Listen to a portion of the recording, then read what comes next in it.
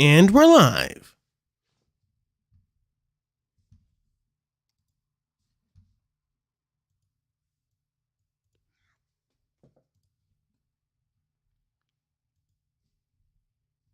Gotta share the stream to all the usual channels, you know, chat.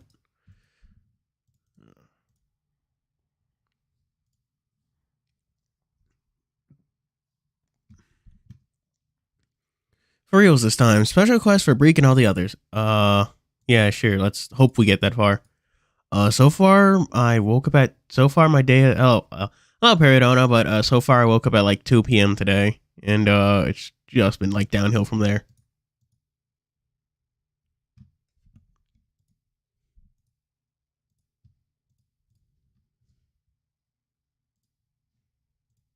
Where the hell do I... And,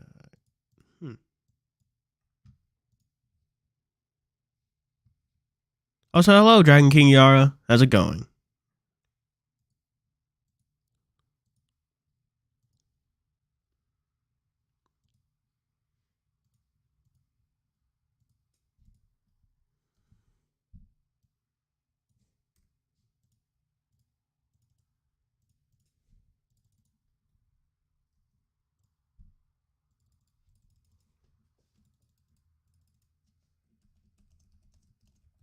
The end of Nightglows.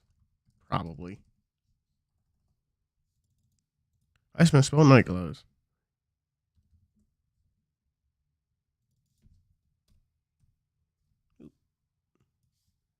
Whoops.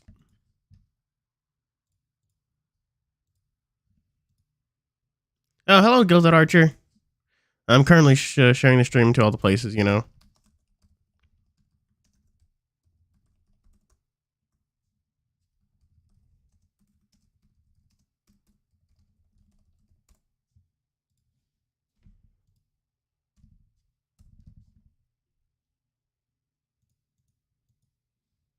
I haven't even pulled that all yet. I was probably going to do that on stream or something. At least that sounds like what I'm doing.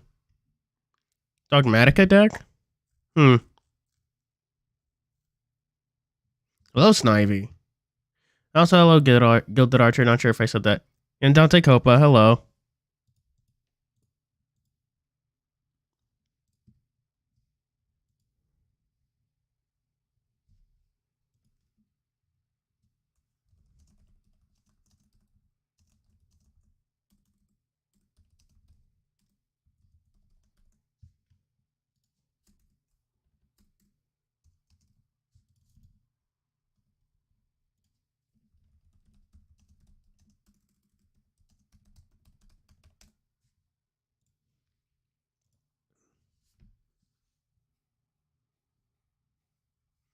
How does Dogmatica even work with for hire?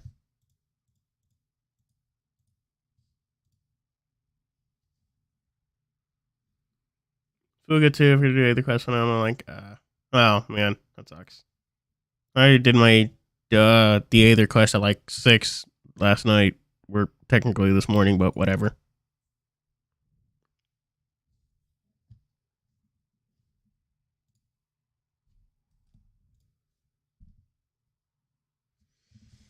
It probably explains why I have had like the biggest headache for like the past like entire time. I don't know. I've not been maintaining my health very well.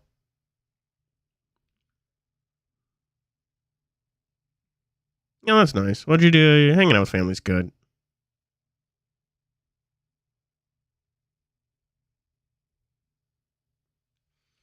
Summoning Fogo in either. Oh, I don't have Sprite Elf. Fuck that. Isn't Sprite Elf totally going to get fucking banned in like what 2-3 weeks? I am thinking of like Sprite Elf is the Link monster, right?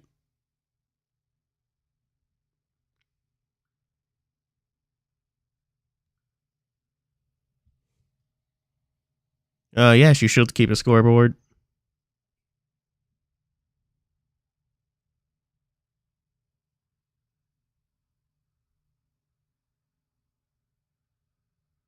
Yeah, Sprite Elf's not surviving.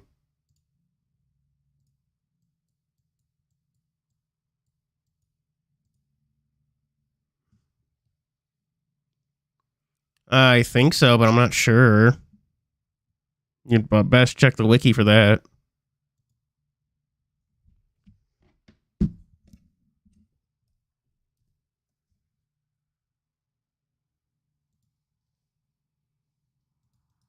See if we can get this to work. I don't know why it's so small, but we're working on it. We'll fix that later. Oof. How does that look to y'all? Does it look too, like, stretched or whatever?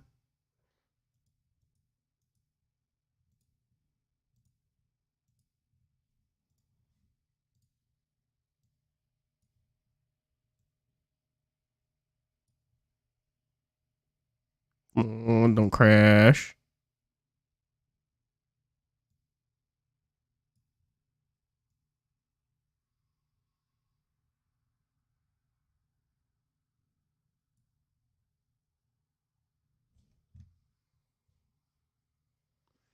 Oh. Oh. In Fuga. Oh. Okay. That's nice. That's another Housamo. I'm not sure if they're new to Housamo or whatever, if Quantum's their first unit, but that's another piece of overlap between Housamo and Fuga. Oh. Wise. Oh, also, don't worry about the music chat. I just have BlueStacks muted. Yeah, now, yeah, I've been messing around with the settings. There we go. Now it's unmuted.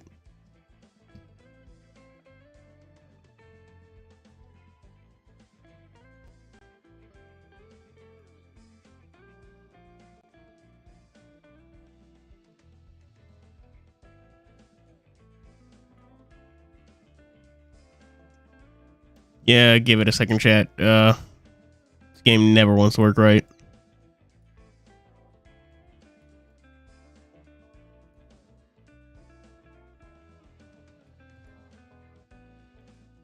There we go. Come on, I just readjusted everything.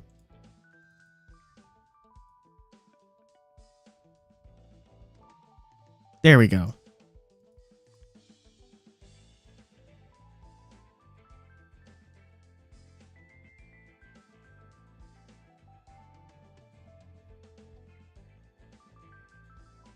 Oh, what did Konami of America do?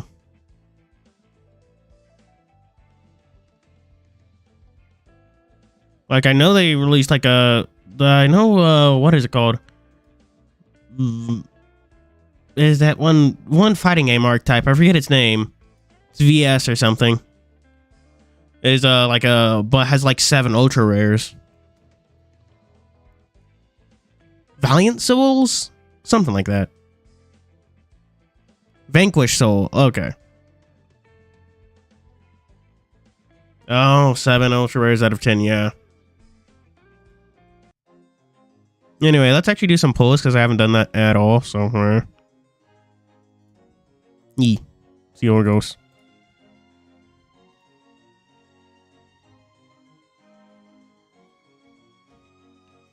Here I'm in 7-Eleven.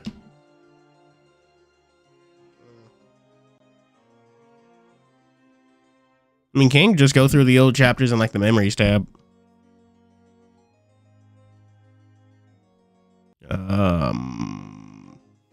Taking out second to load, chat.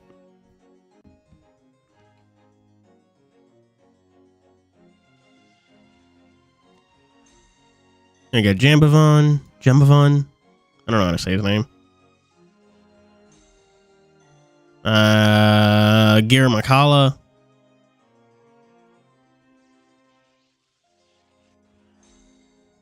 Beowulf, a 3-star. Tadatomo, but 4-star.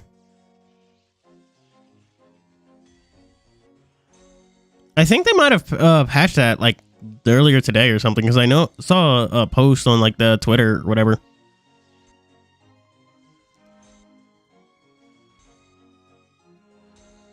For Fumi. Oh wow, that was a weird fucking pull.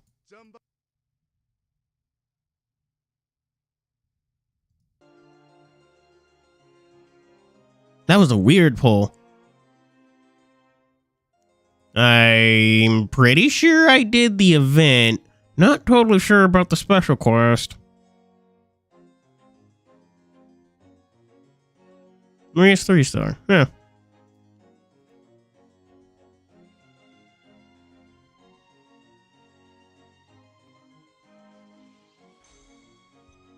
Oh, I was just saying. I hope I get something. I was just about to say. I hope I get something from the banner, but shit. I guess I did.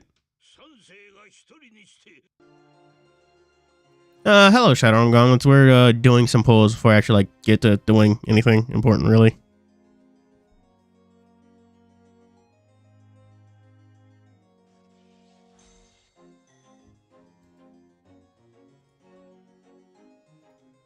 Oh man. What units were you guys hoping to pull for? Because honestly, I want Uhura Mazda or something. The hell? Why was it gray for a second? Or Loki? Fuck it. Okay, fine.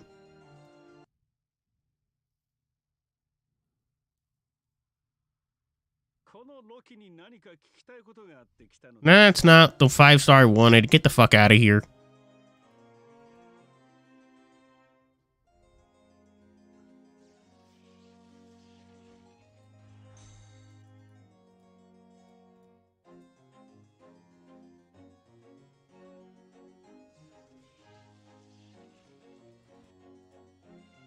Ugh, jeez.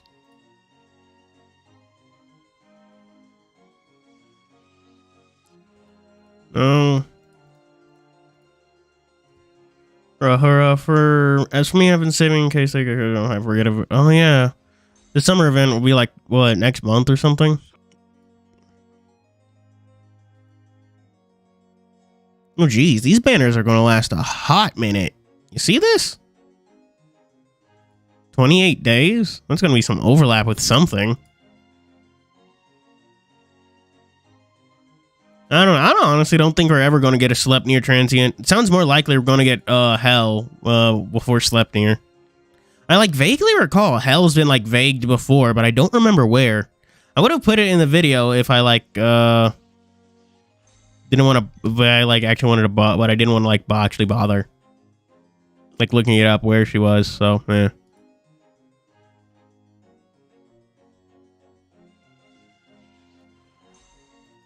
Jeez. Oh gosh.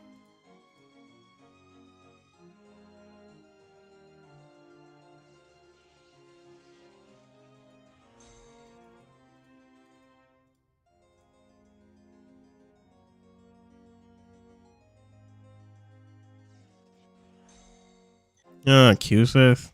No, I thought I had Q-Sith, but whatever.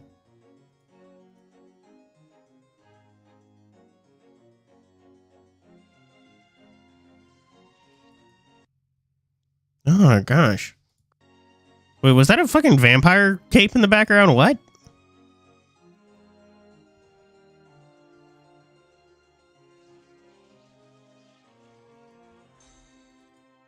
Ugh.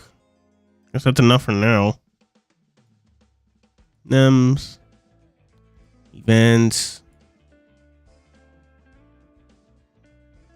The one with no dens. Does anyone remember where we were? Because I sure as fuck don't. Oh, those demon guys. I mean, like Beelzebub. I don't know. I wish Carver. Oh, hello, Sky. So Theater Kello. Also, hello, Happy Dog 55 and Solar Knight. I think that's everyone. I've been pulling for units. Didn't get what I wanted, but I did get Loki, which I guess is good. Chapter 5. Okay, but where in Chapter 5? Are we just now starting it?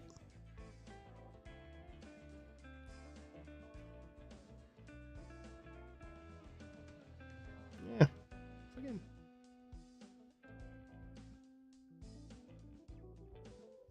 Oh. Man.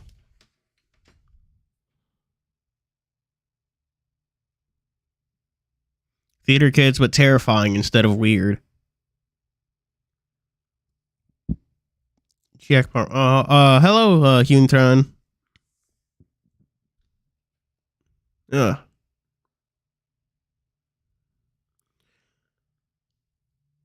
Okay, so I got this one. We've already been there.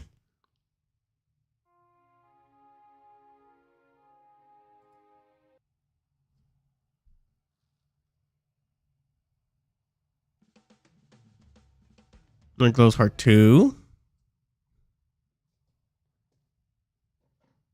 Branded Despia. Anything it's to fear theater kids. Why did Albaz lore like art go like so fucking well?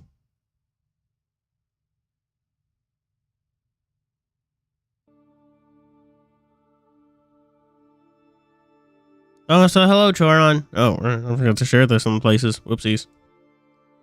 Hang on, I forgot to do stuff. Like I actually do. The world of the old ones are the former rulers, blah, blah, blah. I don't think this is the right chapter either.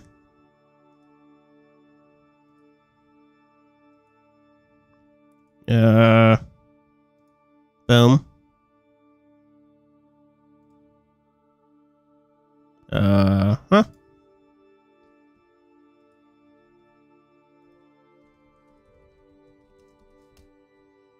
Alright, now we're back.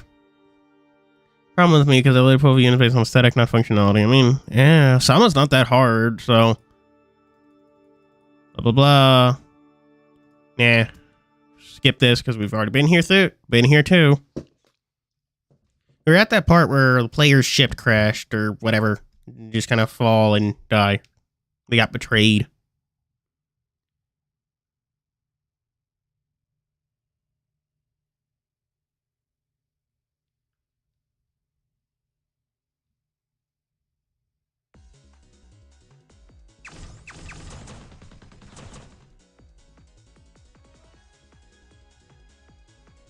Yeah, been here.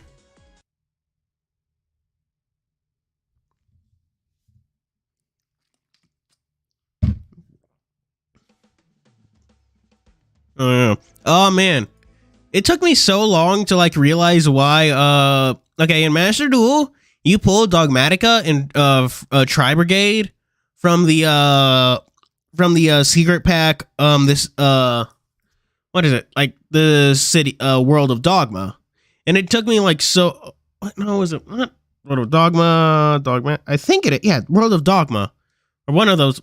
It's a name like that. And it took me so long to realize that, like, Dogmatica is, like, Dogma and, like, Matica. Just, like, the word Dogma attached to something. Yeah. Took me too long to realize that. And it crashed. Okay.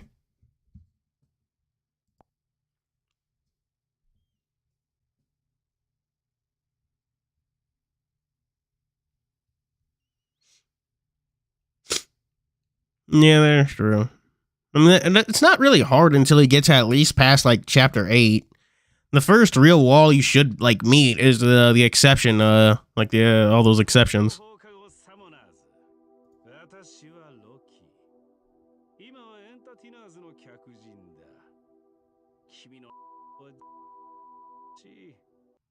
Yeah, that's Loki's, starting line, or hello line. I forget what they're fucking called.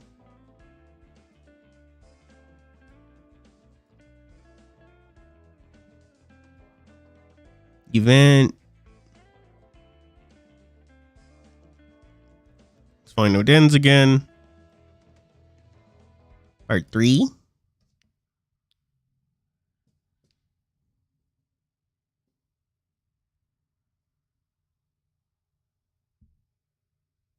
Transitions to Despia better. What? What transitions to Despia? Dogmatica? You come into a small concrete room with no decor. Yeah, I feel like this is where we left off. This is like right where it crashed. Like the player ship crashes in the darkness and then they wake up. Japanese. Oh, is that what it's called? Dragmatica or something? Huh. The air is cold and stagnant. The floor is smooth and clean. It feels familiar to you. In fact, you definitely know this place. This is Tokyo. You're in the safe house here in Shinjuku. But no one else is around. Nothing else that should be part of your memories is present. I mean, if you can swap out the MC for someone else, go ahead. But if you like just need something to like fill the cost, then like you might as well just put the MC there. Yeah, that's true. A lot of difficulty. This is a very team building focused game, and it's very hard to know what your enemies do when you can't actually like read it. You just have to like kind of guess what they're doing based off your like general knowledge of like what abilities do what, you know. There's no one here to greet you, nor anyone for you to greet. It is all just empty, hollow, bare. There's a dreadful sense of nothingness hanging in the air. Ooh, how spooky. That was wild! You really didn't disappoint, you know that? I mean, yeah. Practically set for like everything up to like what? Chapter 9 or 10.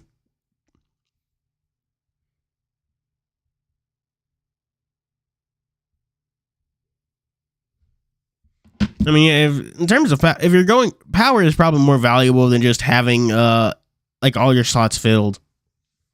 Ideally, you should never see any character in your rear 2 slots because all your characters in your front ones would just not die. Hear an out-of-place voice speak to you from somewhere beyond perception. Behind the voice is a barely distinguishable electronic sound, along with a triumphant musical tune. You hear the incessant tapping of buttons, like from a game controller. The tickety-tacking sounds are almost hypnotically rhythmic. What's with you anyway? Stop fooling around in that useless room and come out and come play with this and play this game with me already. Okay, is 5-star Ophion that good? Because I see his skills and I just am not impressed. Where are we? Is there anyone else here? How did I get here? How would I know? I only care about video games. They're like living in an endlessly entertaining dream world. I have not played Limbus. Is that like a free-to-play game, or do I have to actually like buy it? Because I'm not really solvent for cash at the moment. By the way, this is my place, my throne. There's no past here and no future. It's the heart of the infinite cosmos. Okay, cool. Which sounds fancy, but it just means that these are the ruins of my empty dreams. Little less fancy way to put it, huh?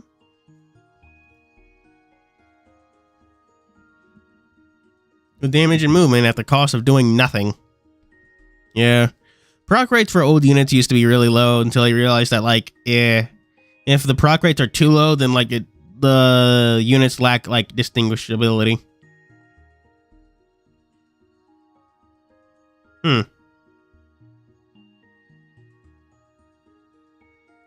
But that doesn't matter. But that's neither here nor there. Just don't look out the window. Do so and it's goodbye forever.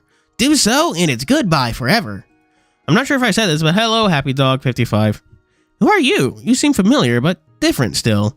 Have we met before? Oh, you finally noticed me, you know? You finally noticed? You know, actually, never mind.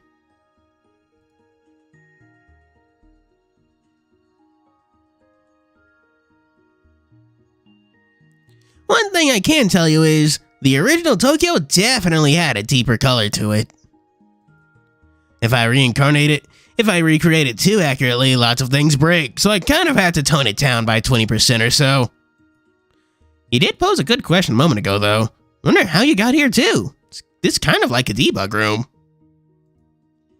Definitely not some place you can get through normal play. Bit of a peek behind the curtains, you know?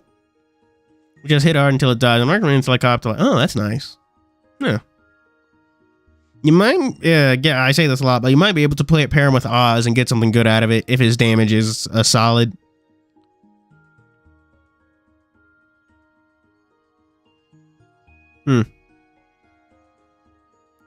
Definitely not some place you can get. But what Astothoth was saying reminded me of that fucking room in Skyrim that's like just a cross, and it's where all the dead NPCs go. All the dead named NPCs go. It's wild.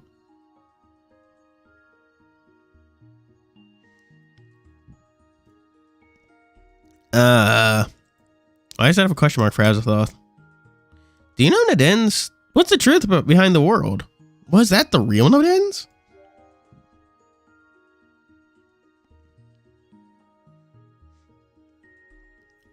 Oh god, I'm not laughing. I'm not doing that. Oh, you're killing me. Did you really just ask?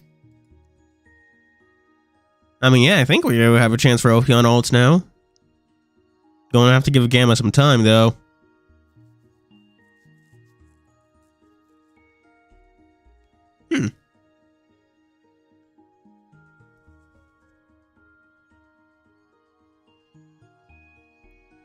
It's there to roost the little lag from bodies in the overworld. Doesn't make ceremony less glitchy, but it works. Yeah. Man, I want to play Skyrim, but like it's always just such a pain in the ass to download Skyrim, then mod Skyrim, then actually get to playing Skyrim. I've been playing lots of Tears of the Kingdom, though. I've been fucking looking for, like, the Lanayru, whatever the fuck, dungeony thing. Great mine. I just have not been able to find it.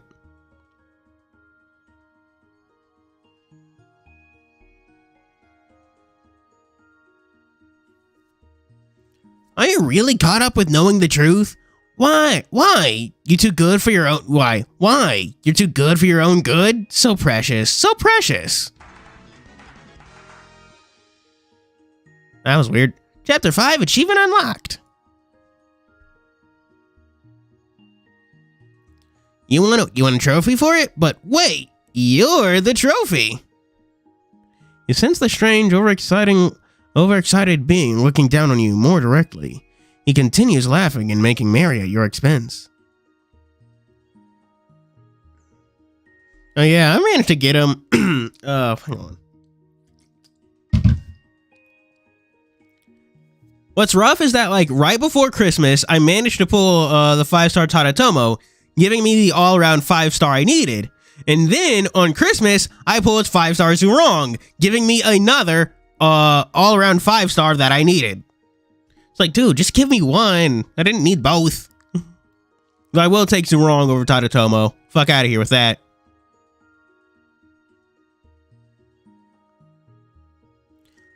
Alright, you've made it this far, so I might as well explain a bit. This game's about to get really interesting. Basically, the app game you've been playing in Tokyo is endless. It has no end. It's open-ended, as they say in the biz. I'm one of the old ones. We're among the game's losers. Some say we're here just to make adjustments. And that, Smarty Pants, Nodens, is an old one too. But he's the biggest loser of us all. So he compensates by trying to win with all his little strategies and stuff. And this time, he cheated by hacking the game. What you just experienced out there? What you just experienced out there in space was a fixed game. It was rigged. Zurong got a 5-star for Christmas. Most recent Christmas event. Yeah, no, Tadatomo's a limited unit. Well, 5-star Tadatomo, at least. What you just experienced out there in space was a fixed game. It was rigged. He went and hacked into the game structure and did all he could to make it so he couldn't lose. And yet, he still managed to get himself imprisoned in those dreamlands. What a maroon! Oh god, why is he talking like a fucking Looney Tunes character? He rigged the game? How's that even possible? The funny thing is, Nodens was never even qualified to participate in the game to begin with. He pulled some slick trick in order to get himself recognized as a player. The rest of us have a kind of precognition, and ironically, that made us all kind of ignore him. The more you know, the less you notice. We all figured we could put the guy out of our minds, that he was mostly harmless. That's when he bamboozled us, stepped away from his position as observer, and gave hacking a go, right under our noses. His shoes? You mean like fucking, Zurong's? The first thing he did was change the setting of the game so it was set in outer space. Apart from the world of the old ones, there ain't many others with a belief system conducive to waging space wars, so that alone was huge. He was determined to capture the trophy and keep them out of everyone else's hands. So he removed the qualification restrictions, barring him and a few others from playing. Bye-bye, restrictions! So he was disqualified from the start, but somehow made himself qualified? That's like changing your grades. Yep, see, within the game in Tokyo, there are a few hugely important things to know. Like, I'm sure you've heard of rules and roles by now. If you don't possess both of these, you can't play the game. No Dens has a role, the role of the Conqueror, but that role was kind of halfway lost a long time ago. Then on top of that, there's this other transient with the same and exact role and rule as him. That transient's name was Nuada, and he's kind of like Noden's other self, so naturally, Noden sort of took over his memories. Nuada had also lost half of his role, so when Noden took those memories, the two halves became one. And that way, he was able to reclaim his full role of the Conqueror and also his rule of seizing. So, I see. So that's how he did it. Wait, how is any of that possible? And even possible? I'm more confused now than ever. About the game rules and stuff, how the hell did Ophion's horn go from growing straight up to curling towards his face? He got old. That's just what happens to old people. You know how you shrink when you get older? Well, sometimes your horns change direction.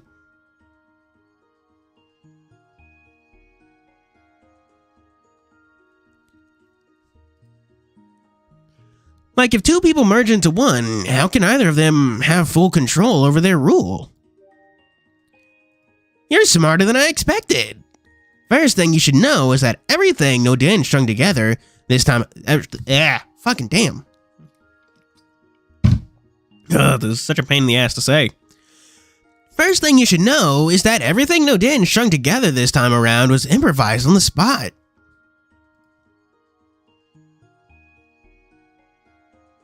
Oh man. Chat, I know I've mentioned this before, but I have had like the biggest headaches ever since I woke up. I've not been taking care of myself very well. Like when I woke up, my eyes felt very weird. I think it was eye strain or something, but I don't know. It was not good. It was not good for me. It's definitely not the carefully planned scheme you'd expect from a smarty pants like him. So, who do you think he was? This time, you gotta try working it out for yourself. No more hints. You try figuring out what you're actually fighting against, and I'm just gonna continue enjoying the game. Deal? How about this? I'll give you a reward if you're able to solve the puzzle. That should add fuel to your fire. His wild laughter. Oh, well, that makes sense. I've had like a migraine all fucking day. Oh no, that's not good. That's not good. Yeah, I imagine if they got a limited unit, they'll feature both old and young Ophion in the event or something. Yeah, well, I mean, in the unit artwork, I mean, damn.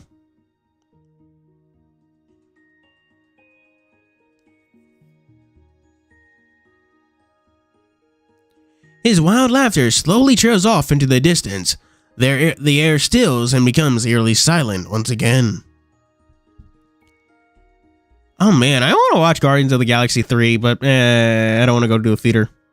I'll probably watch it totally legally online at some point.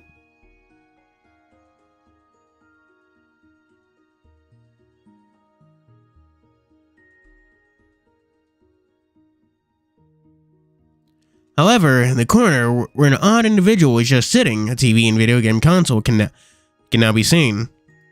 No, I literally just graduated. I graduated 2 weeks ago? 2-3 weeks?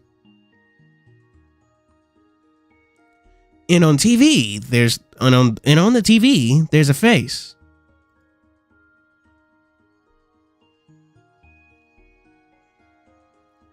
Thank you, Choron.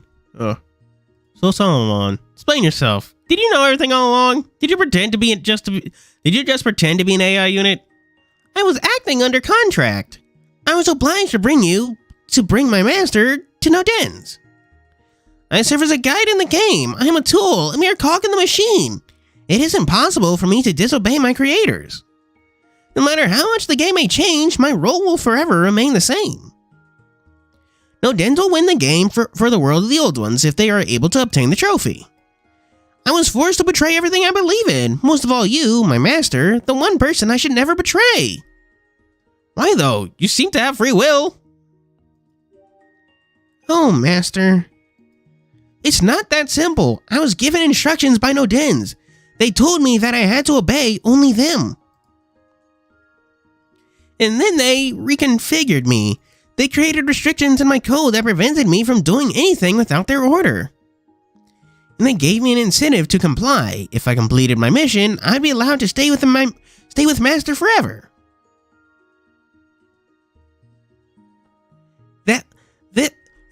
They would also allow for Master to call me by the name they had used in other loops. Hello, Solomon.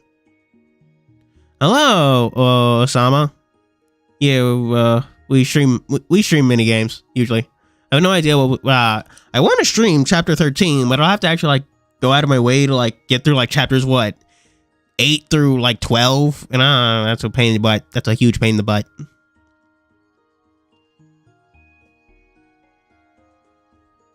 This would also I made the pact so that Master would never forget me. Whoa, everything's shifting? I think I remember something. Feels like time has stopped.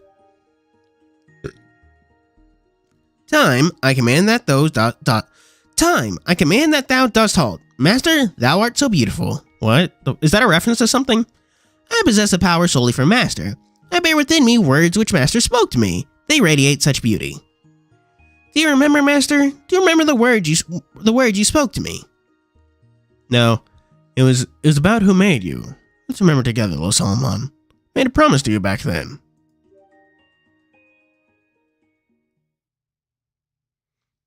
What the fuck was it? I don't remember the promise. I don't remember shit.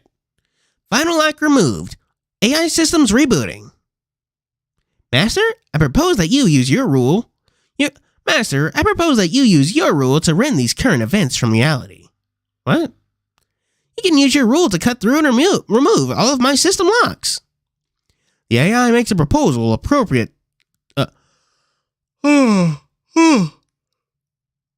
the role you've been given, in the state of the world you find yourself in. Oh my gosh, this dries out my mouth. Just speaking this much time just dries out my mouth so much.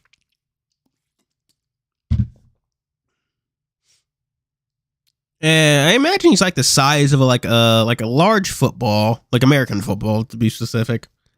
I imagine you could punt him relatively easily.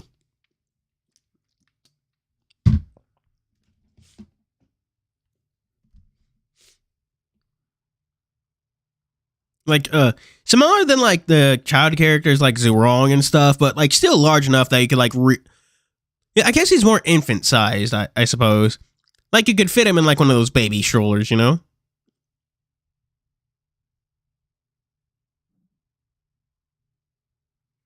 The AI makes a proposal appropriate to the rule you've been given in the state of the world you find yourself in. It's a specific suggestion that would only apply to no one else at no other time.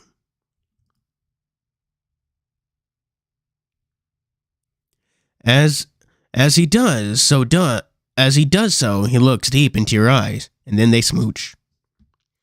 Master, you have the power to make the right choice. Please give me the order. What? Everything's sepia.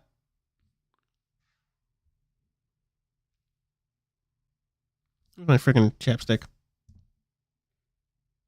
Oh yeah, Chad, I managed to finally finish that other chapstick I've been using for the past month. Now for the second one. It's also Burt's Bees. Fucking hate the little sticker thing you have to pull.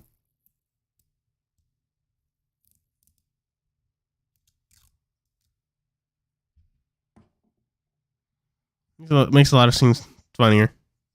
Just infant sized. I don't know how big infants are, to be totally honest. I'm just making stuff up.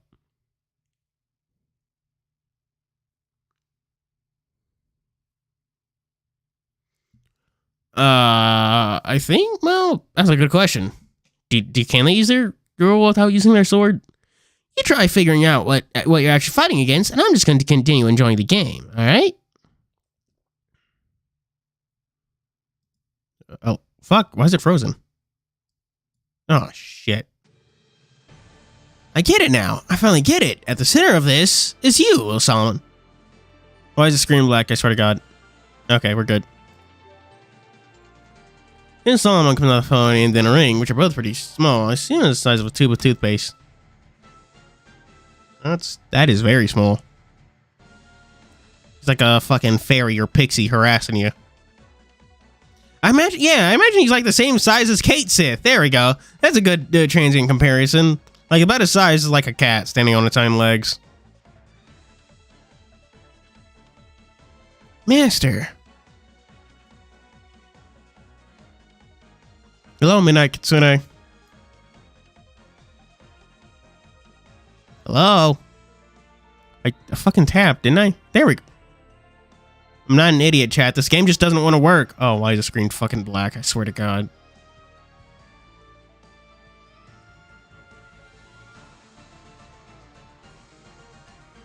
Ah, God damn it.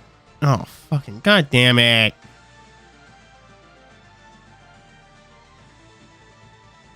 There we go. Move all the locks. Let's take to the skies once more. Lend me your strength, Lil Salmon. Lil Salmon. Command acknowledged. All system locks have been removed.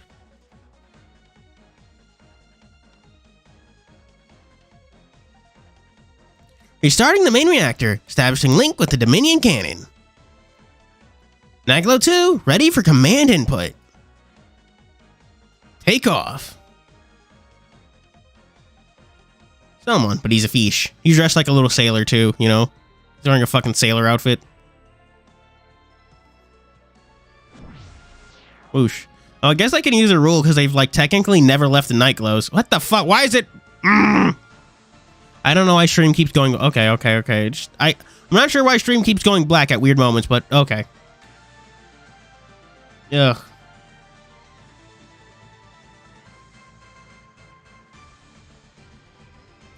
Impossible! I don't even remember what voice I gave fucking Note Ends. Overwhelmed with incredulity,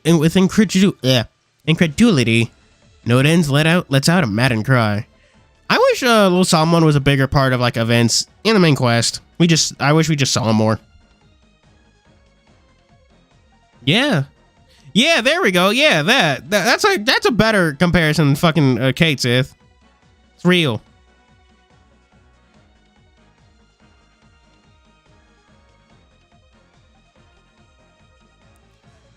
Impossible! Our order should have been absolute. Our order should be as absolute as the speed of light. That ship should be dead in the water.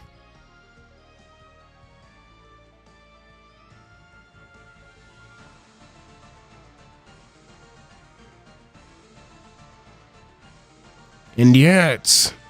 no. This can't be. How are you still able to command that ship?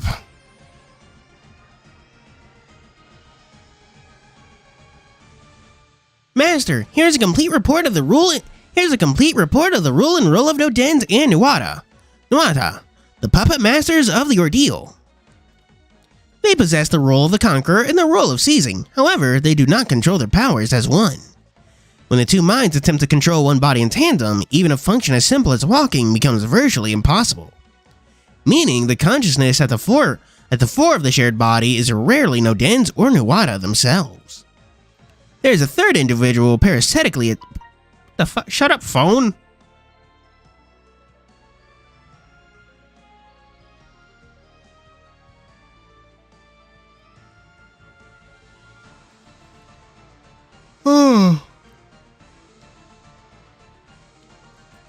Yeah, no, fucking, Ophion would measure with the horns.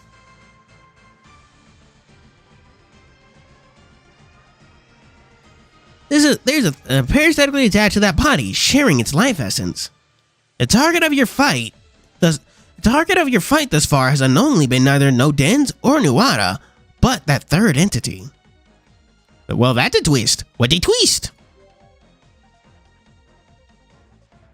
Yeah, oh my god, he just looked really weirdly. He just was weirdly proportioned. Oh, that'd be fucking whack.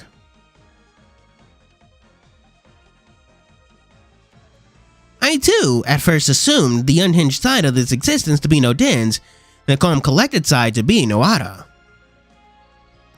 However, as we learned from Cthulhu, the real no Dens is a level-headed and temperate king that characterized by his wisdom. I'm pretty sure Cthulhu's height is in one of the Sumopedias, but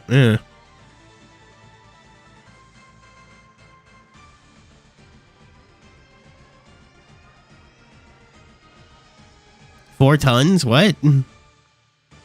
But the personality that we see in games, but the personality we see in that body now is a cruel one, vicious, like the Nightglows. Oh. Whoops. I've been out of it all day, chat. Words are hard. With their dark matter-esque bodies, imprisoning countless memories. Taking into account this information, I believe the Nightglows are in control.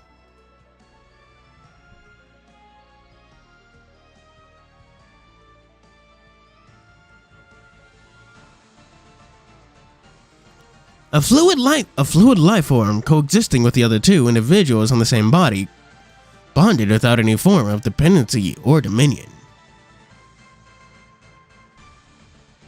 This means the Nightglows are on an even footing with no Dens. They are as much in control as either of the individual souls.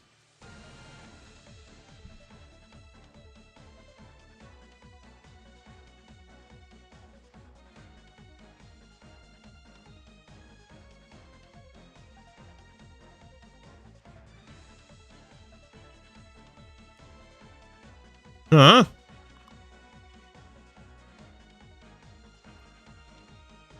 Oh. I'm also on Twitter chat and I'm reading something. And it's just like, there's been like talk about Pocahontas or whatever. I'm just like, I honestly feel no way either way.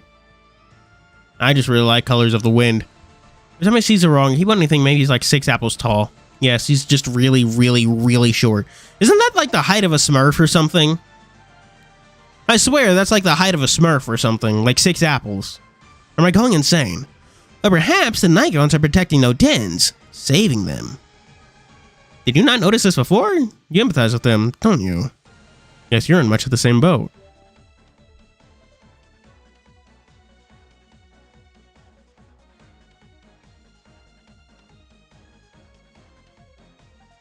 Affirmative. 6 Smurfs tall. That actually be... Are they like 6 apples tall? That'd actually be like, probably relatively normal height.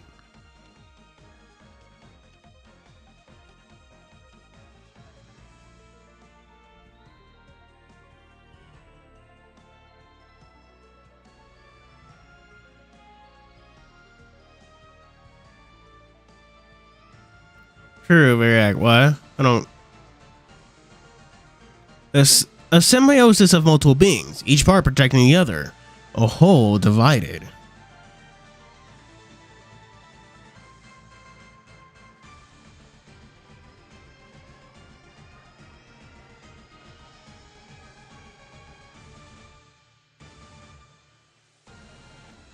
The Nightglows are bound to no Dens, covering and protecting him like a shell, but we are capable of severing that bond.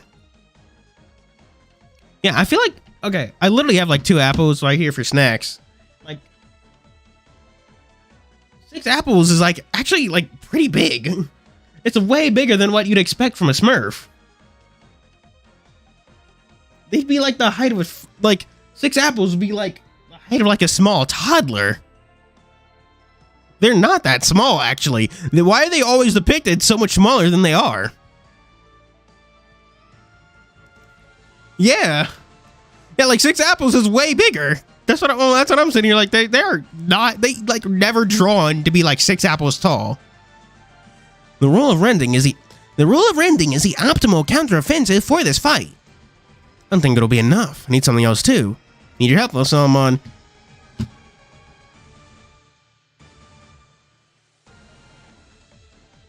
Yeah. I'm at your service, master. Like if like Gargamel can like fucking like actually just like pick up a Smurf and wrap his hand around them, like basically like strangle them, like fucking do what like Great Ape Vegeta did to Goku, then they are way smaller than 6 apples. They'd probably weigh like something like what, 40, 50, like just like 30 or 40 pounds. That two-timing little betrayal of Solomon. Do you really think you have the power to defeat Lord Nodens?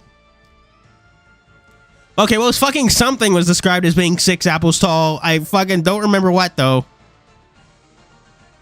We're just arguing about Smurfs being the 6 apples tall, though.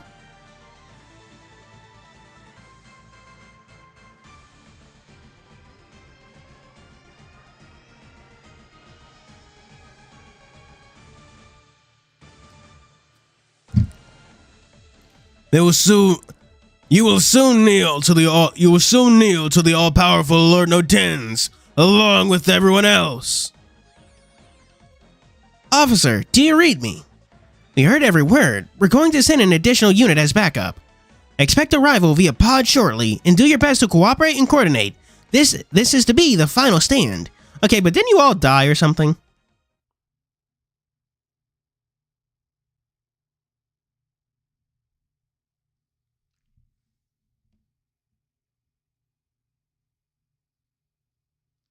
I mean, he kind of is. He's from the world of the old ones.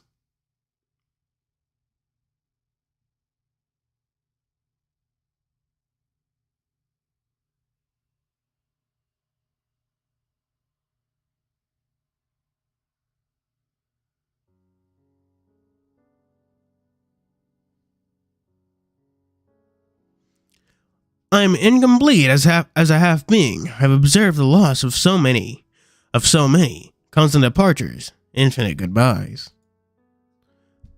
Okay, then yeah, I guess it was Hello Kitty.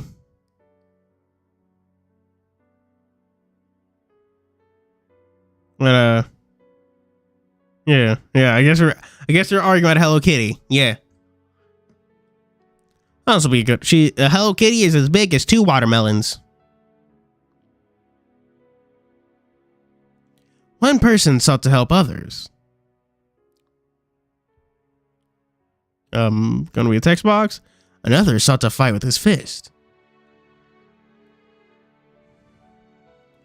Another sought to lead an honest and sober life. Still another devoted himself to a great cause.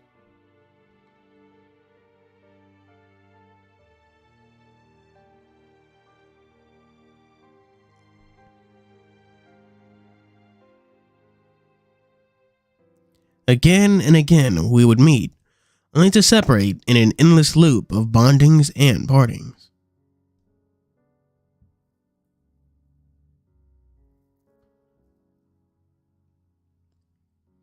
Statute of limitations, then what? Statute of limitation, them kids don't need that back pay child support. What? I'm confused. What is that responding to? Came to the comments and made me think, wait, who are these guys again? I'm so confused. What is chat? What's going on in chat? It all began for that one day at that park, after which point we lived together a full life, several full lives, wrought with joy and pain alike.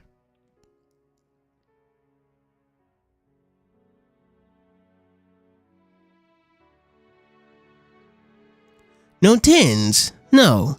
You night gaunts. It's been the same for you, hasn't it? Of course, we would never abandon Lord Nodens. To outwit the world, we cannot live what the fuck is that word? Quit making stuff up. Obsessively. Should we separate into our constituent parts, we know we know what would occur. Call it symbiosis if you will. You were no different, however. Nightgaunts knew they only had this one chance to rig the game. That is the reason for their desperation, the reason for defending their Lord Nodens, no matter the cost. Oh, that's what's going on. Oh, okay. Yeah, I have a headache, chat. I can barely read. I'm doing my best. I heard there's also like a teaser trailer or whatever the fuck for like Fuga 3. I haven't don't tell me about it though, chat, because it apparently contains spoilers. And I would rather not to be spoiled on the end of Fuga 2. We'll just have to show you a rule of seizing once more. Yeah. Oh wait, you mean Fuga? More. I thought we were gonna commit war crimes in fucking Housamo, which I mean, yeah, but don't you get a smooch Ophion in the fucking chapter 8? I vaguely remember that happening.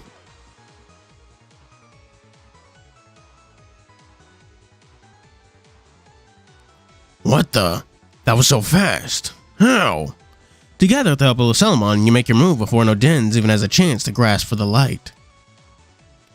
Go on, hit me! Hit me, hit me, hit me, hit me. I'm not doing that. Zeskius is like excessive loyalty or attention.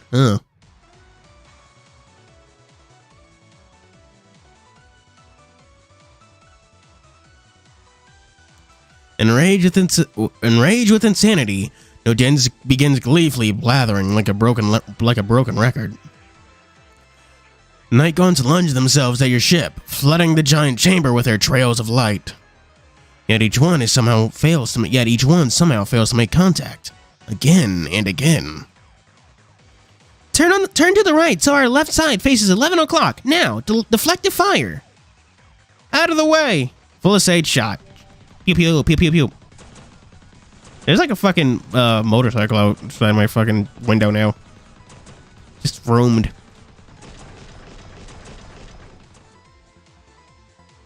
A rain of energy beams infused with your rule sends the Nightglows flying off in all directions.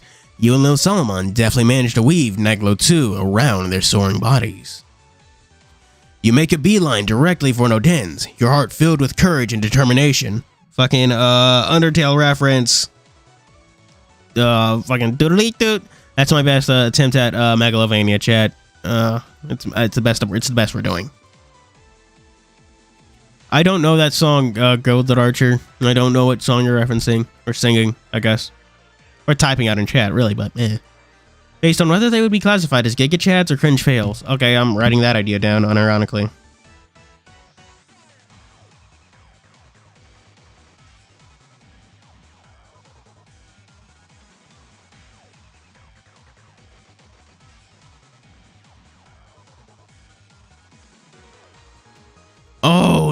Oh no, this doesn't look good at all. Sathogwa, Nalantatep, get back here. Lord Nodens need your help. Blow this brat out of the cosmos. Is that a flare? It's not a fucking move from the world ends with you. Or no, Sho used eye flare. Is that a flare from Kingdom Hearts? I wouldn't be so hopeful about those reinforcements if I were you. Sorry to keep you waiting, rookie.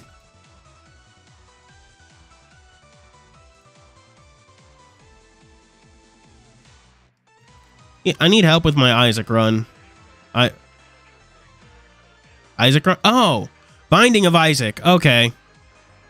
For a second there, I was like, what the fuck do you mean Isaac? I was like, do you mean like a Isaac from Housamo? But then, for some reason, my brain defaulted to like Isaac from like Dead Space. And I was like, wait, no.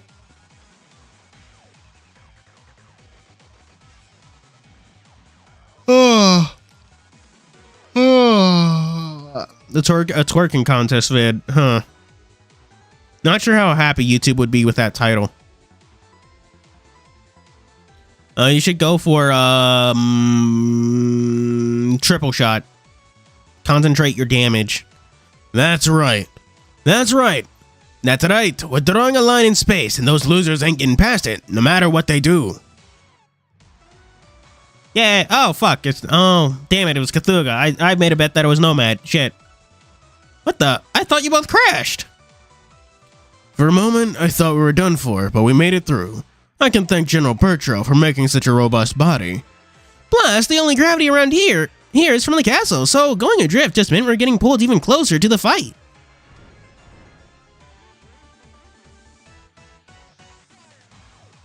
Kept thinking he'd be a lot bigger. No, he's like one of the three geniuses. They're all like children. The only one of them that's like even kind of a grown is like Shuichi. The Nightgons that were blasted away quickly regenerate. And the shadowy demons with bodies made of past memories attempt to swarm you all once again. No continued credits here. Let's take them out, Captain Breek. You bet. Let's show them what they're up against. Cthulhu has never once before considered the potential death of humanity. Nor has he ever thought about his own demise until now. I need some inspiration. Call my name once more for me.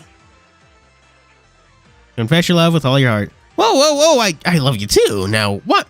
I love you too. Now watch me unleash my special attack in the name of love. Twin Fulminant Flare. Yeah, what I think Paradona was just making a joke. It is because Shuichi only like survived past 10 because he just like didn't have that like enhanced genius brain thinky powers. Gosh, I wish that were me though. Cthulhu distances himself from you and Breek, at which point you observe his ship transform into a large fiery missile and thrusting itself directly into the swarm of Nightgons. Oh wow, thrusting itself. Oh jeez. It's gonna penetrate the swarm. It's coming for them all.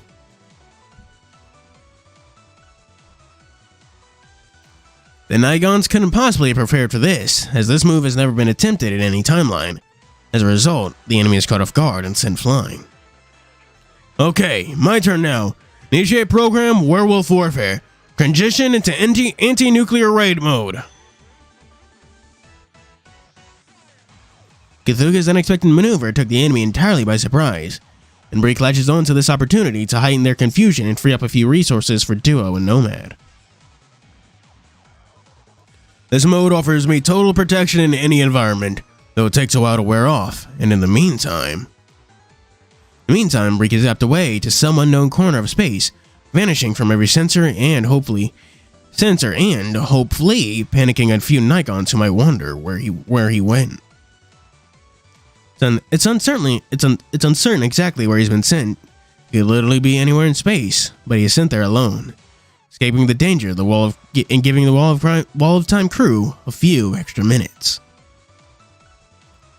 Wait for me, okay? Love you, Captain. This isn't goodbye. I will see you again soon, rookie. No. That rule is such a nuisance. You can thank the commander for rescuing those two, though. My rule allowed me to create a link of the two systems, locked or no, through which I could operate them by proxy. Quite the strain operating 3 ships at once, though, but now it should be able to hold for maybe another 10 minutes. What scene? This battle thing? Yeah. 5 minutes? Are you trying to kill me? I can't do any longer than 5 minutes. The backup pod has been ejected and is en route. We're counting on you, officer. We included the final resource we have within that pod. Please use it well. Bolstered by the determination of your crewmates, you clutch your control stick. Oh wow, that's a euphemism. I'm just gonna get one out right before the end of everything, I see.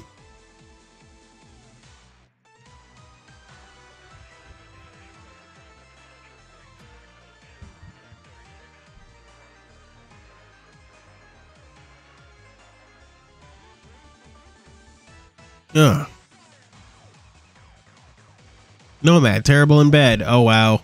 Shit, you got me there. He's like Sonic. He's not called the fastest thing. He's called the fastest thing alive for a reason. Well, if that's where you're going, what you're going to do then. Noden turns his back to you, as if he's forgotten he's in the middle of a battlefield. He abandons his throne, abandons his reliance on strength, and what the fuck? And the final boss just escapes. The only thing he knows will ensure he doesn't lose. Nodens has fled the battle. What is he, a fucking legendary Pokemon?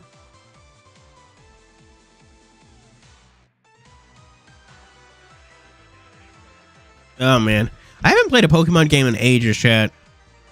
I'm gonna have to see how well like playing Sword and Shield totally 100% legally goes. Initiating acceleration boost, assuming top speed to give pursuit. Holding B to run. Field of vision blurs as you accelerate to Nightglows 2's top speed.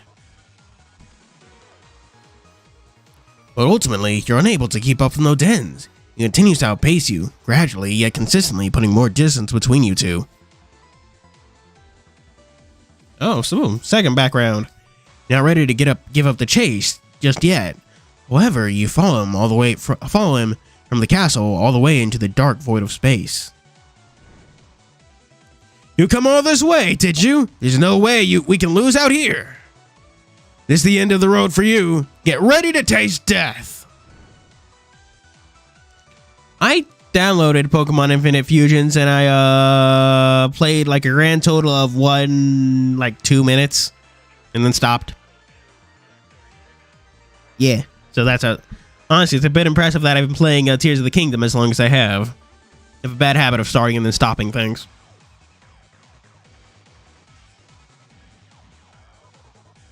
Wow, that was grounds for marriage.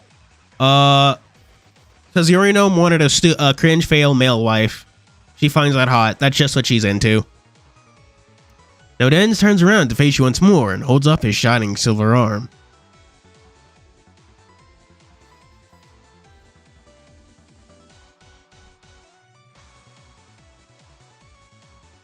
He pinches its sharp talons together so that the points converge like a spear and thrusts himself towards you. MMO RPG? Generally, I enjoy RPGs and like turn-based stuff, but I do not enjoy like MMOs. Too much like busy work, I guess. Logging in daily, playing a single game for an extensive amount of time.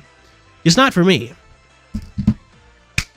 Although, chat, I have been getting back into Melty Blood type Lumina. Like, my biggest problem with the game is that there's just like no character in it who really like I've really vibed with.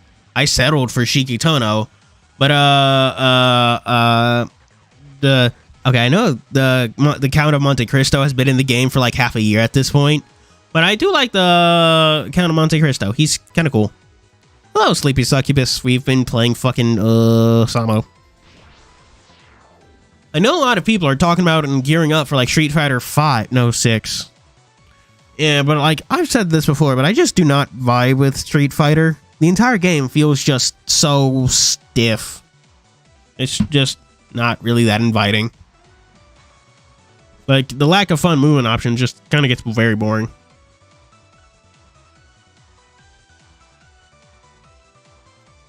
Before you have time to react, your body is thrust upward into the empty void.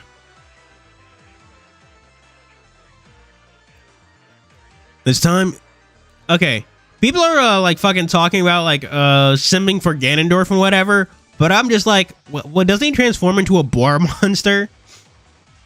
Doesn't he transform into a boar monster, you know? Like, he'll just transform into his boar monster form and then you'll just be a furry, dude. Just chill out. You'll be fine. But yeah. I'm getting really sidetracked. I'm also on Twitter right now. I don't even like Mortal Kombat either. It is also too stiff. Like, I like being able to jump and air dash. Like, fucking, and block buttons are dumb. Just hold back. I don't like Mortal Kombat. Just hold back. I don't know why Mortal Kombat has a block button. That is like the weirdest thing. And it's like only NetherRealm Studio games that have a block button. Just hold back. Time seems to slow down as you drift away from your fighter ship below. You've been ejected! Smash Ultimate. I love the good old days. Honestly, not too much into Smash. I do kind of like Rivals of Aethers, though. Honestly, the game I like most though is Blaze Blue Central Fiction. Still praying we get a new Blaze Blue game and that Jubei is in the main roster, hopefully. But I'm also like hoping that I don't know. I also like Skullgirls. Like I like Skullgirls to an extent. I just like if it wasn't a team fighter, I'd probably be all over that game. But sadly, it is. And I do like a Melty Blood. In Street Fighter, not Street Fighter, Guilty Gear's Drive. I'm probably going to get back in. We're probably going to stream that. Wait, when is the 25th? Is that like this Friday? No, it's this Thursday. Depending on how much Sin gets buffed, we might play Guilty Gear this Friday. Beowulf. Though I like Beowulf, but he's like requires more than 3 brain cells, so I play fucking Valentine.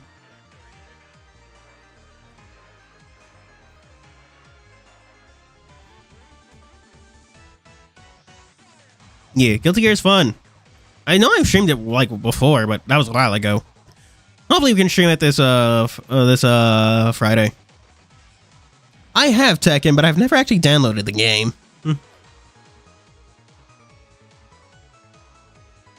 Didn't Rebels of Aether get another spin-off game? Oh yeah, Dungeons of Aether. I want to get into it. I want to get it, but it hasn't been on sale, so...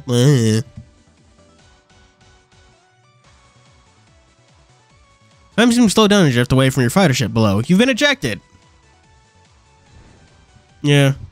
I also got, what is that game? Fucking, like My Little Pony fighting game off of like Epic when it was free. Them fighting herds. Yeah. No, Squiggly is complicated. She requires like more than 2 brain cells, so that's also a no-go. Just as we predicted. Say goodbye to your beloved master. Ejecting them certainly isn't going to keep them safe. Doden's attacks rips through your fighter ship's fort section and pierces directly into the cockpit. You watch as various peeled-off segments of Nightglows 2 drift away in all segments. Directions, fuck. Oh, see it, Dante Copa. No idea why it's lagging. Says my stream connection is good, but I have no fucking idea. Lights of the ship flicker and power down, quickly going dark like the space around them. Like you, Nightglow 2 seems to be adrift now. See ya. Time to take care of your master themselves. What the? Made it! Sorry to keep you waiting so long. The docking in the void of space sure is scary. Plus his pod's only got 1 seat. The work pod hovers above his head, with the wall of time's final ultimate resource on it. That being Kurogane.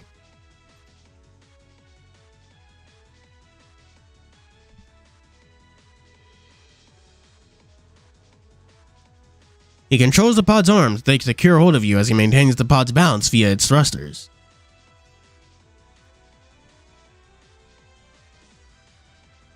Nice going, Kurogane. I owe you one. Nothing to it. The commander told me everything I needed to know to use this thing. You're not about to call it quits, though, are you? Well, I've got your back, so let's go and end this thing together.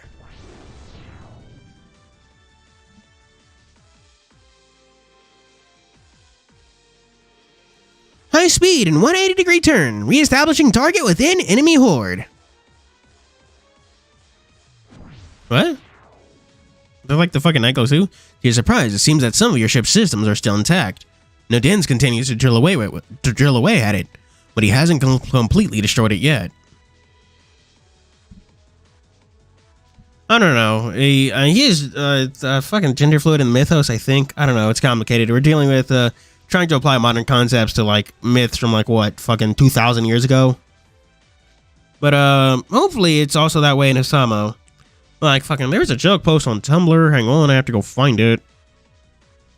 And for its part, your ship hasn't given up either. Brandishing its massive blade in a valiant effort to resist its opponent's assault.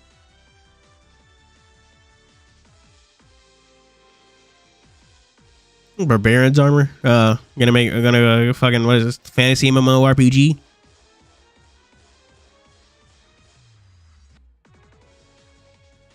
Yeah. Well, fucking, man. Honestly, I'm surprised they haven't done something like Nightglows, but like with a stereotypically fantasy setting. That'd be kind of fun. And I suppose that's just FCAR. Yeah, the fucking Tumblr post I was talking about was, since Loki is like gender fluid, I'm now waiting for him to transform into this, waiting for him to transform into a hot, tired, crazy-looking, deranged, big-boobed woman. And I added, and muscular. Don't forget, we also want the woman to be muscular. No Dens in his reckless fury to destroy it is left completely open to attack. Stop it! Stop it! Don't you dare lay a finger on Lord Nodens! I am Nightglow, a battle support system created for the sole purpose of countering the Nightgaunt's assault. I am an artificial intelligence designed to advise the best course of action to ensure my master's survival and success. That is the role of my own choosing. Actually, Urinome, fucking, I forget which part of it, her name, but Urinome does mean wide, so she'd probably be like a chubby MILF. Sorry to rain on your parade, Paradona.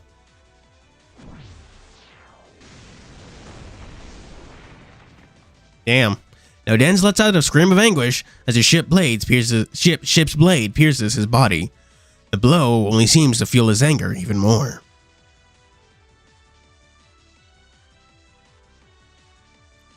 He slices and thrashes away at your ship with his heightened, unhinged thirst for revenge.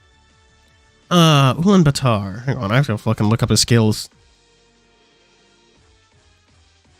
Ulaanbaatar is like the unit. Okay. No, I won't say that. Huh. Ulaanbaatar is also the name of the capital city of Mongolia. I did not know that. I'm literally looking up Ulaanbaatar right now, so that's how I fucking learned that, huh?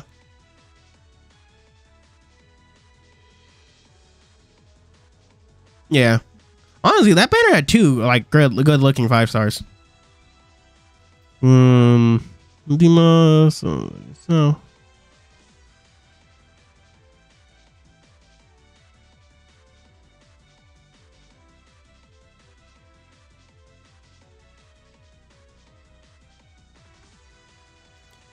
Huh. Yeah, he's a good support unit.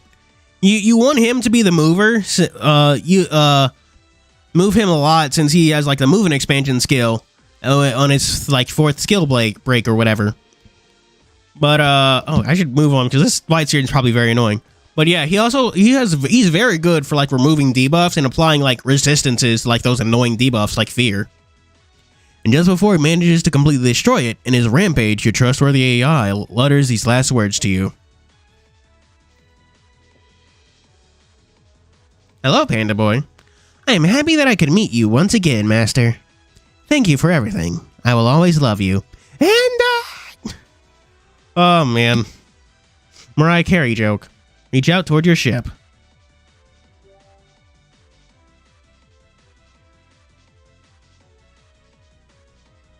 Imogen is inside Ulaanbaatar. Honestly, I feel like Ulaanbaatar wasn't like the capital city for then. Actually, I think like Xanadu was literally the name of the capital city at that point.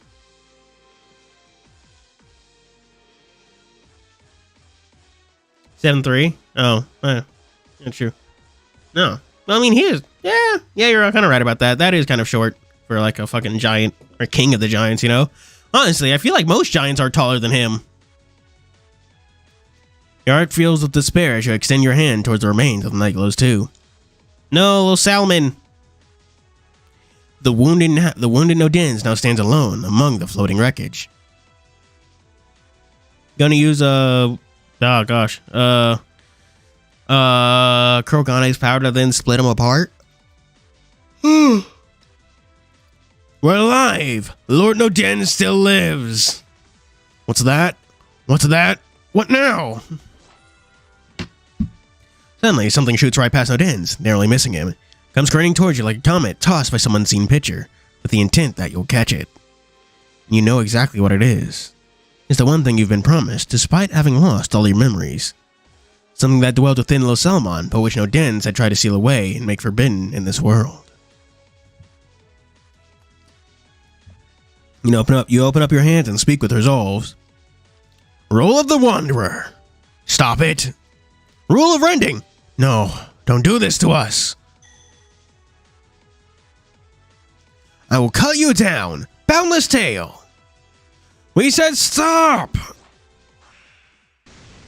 Damn. Sword glows as bright as the sun in the dark void of space. You wield in your hands the sword of the future, the sword of shining daybreak. It's what the people of Utopia had tried to capture, only to give it up and banish it to some far-off place. You wield the one and only sword with the power to defy time and reign in the past. Defy time and reign in the past. Reign in the past, not reign with a G. Okay. I'm gonna cook them for stew. You're gonna cook little Solomon for stew? But yeah, I hate English sometimes. Reign and reign being fucking two different things, gosh. It is the blade. It is by the blade of that sword that Odense is split in two. It's gonna fucking turn to both Odense.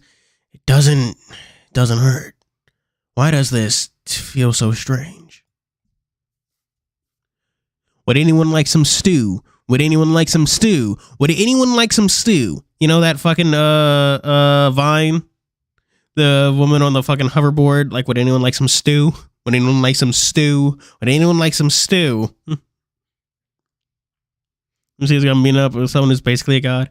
Granted, most characters in Housamo are technically gods. A moment of absolute silence falls upon the scene. We've been split. No, you've cut us in two. I made an entire video about this, answering this question. Came out literally yesterday. I think I even had like chapters to it. Tianzun's like the first one I cover. Vine is a blast from the past. It is not Noden's body that splits in two, but the nothingness, the empty dream, severed in twain by that blade of light. The night gaunt's cries of pain slowly subside, till all that remains is the sound of a wise and gentle voice. It is all over now. It's all okay, my cohabitants. Nuada, too, understands that this battle has finally ended, and you brave warriors have shown a valiant effort. Actually, you're infernal. But don't shh. Thank you, everyone. I'll be here all night. Linan and Cthulhu aren't bad, but like Oz is just generally better since he has just so much more variety in what he can do. I mean, honestly, it really depends. Honestly, your team in Housamo is more like based on whatever you're fighting at the moment than like any permanent setup, you know. So if you like ever come across a situation where like fucking I forget what he does. It's in one head and not the other. In one ear than out the other, but yeah. You ever come across a situation where his stuff would be useful, then you put him in. You have fought long and hard against our senseless rampage. Permit me to offer you my gratitude.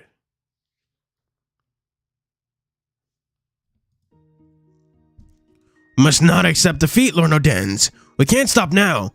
We can still win it. Oh, everything's crumbling. Odense is suddenly cut off as space itself somehow begins to shake. The agate castle and the stars surrounding you all begin to warp and undulate. I mean, putting them with eyes doesn't really matter, because, like, Cthulhu already gets infinite range with his all-around attack, with his, like, I forget the name of it. CS? Combat skill? Yeah. This undulation is accompanied by the sound of massive rushing waves. As the sound grows larger, the contortions grow wilder. It's like everything is being washed away with the tide.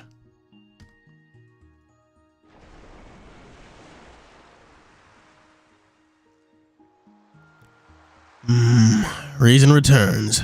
These accursed walls crumble. The madness, the anger, and the sadness will return in due time to that great silence. It's not fair! We wanted to keep living together with you! We wanted to stay with you all! You're supposed to be the smart one, so why?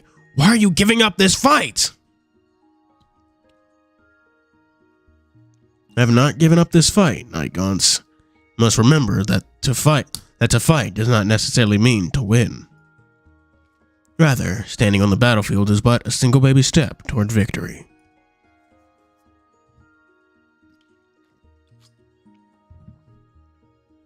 What are we on about? Oh.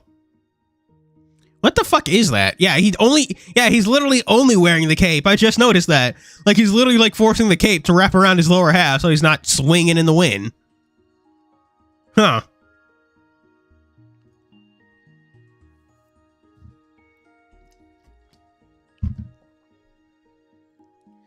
And that is what we've done. We stood and we fought.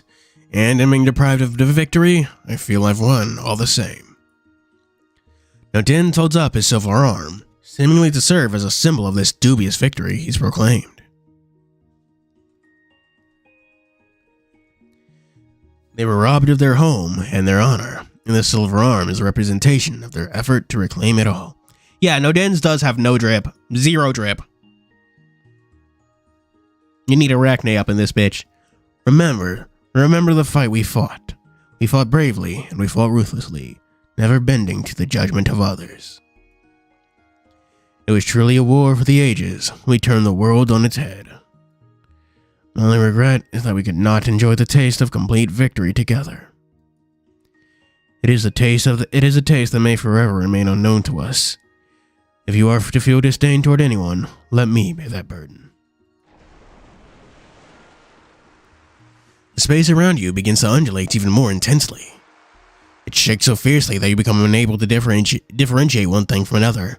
Space itself begins to rupture, suggesting the loop is preparing to restart. He is still wearing something, thus it counts as drip. Even if it's just a, like, very mediocre looking cape. With some decent looking buttons, I'll give him that. That's right, Lord Nodens. This isn't the end. Organe, it's your turn. I read you loud and clear. It's time to fulfill my destiny. Wait, what are you doing? Organe reaches his arm out and it begins to glow brilliantly, lighting up the entire space around you. That's right. Organe's arm has the ability to grasp the light of the future. All the scattered thoughts littering this battlefield, littering all of space even, are his for the taking. That energy, that light, that arm, it's the same as mine. How? Bye!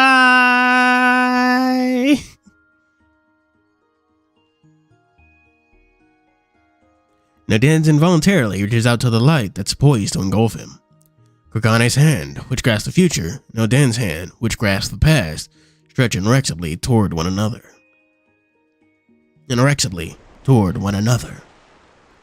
This collective motion triggers an even greater undulation throughout the warping space. Then they high-five. Bros! You get the sense that your comrades back on the warship are calling out to you. And as the world collapses in on itself, you could swear you hear your name, over even the rumblings of time falling apart. Thank you. I love you all. Reflect on your recent experiences.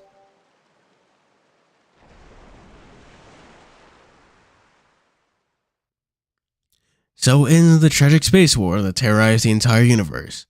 But the story continues, for the end of one tale is only the beginning of another. Is that the thing that happens? I also have Persona 4 Arena, but that game has no fucking next time on Nightglows. There was a prisoner who saw the stars, and there was the prisoner who saw only mud. Either way, both of them long for what they didn't have. Time turns back to once destroyed Tokyo becomes enclosed and isolated yet again. The story of those valiant heroes become lost in the endless void of space. However, the fruits of their efforts remain evident, for their brave acts have ensured a brand new tomorrow where anything is possible. Like a star.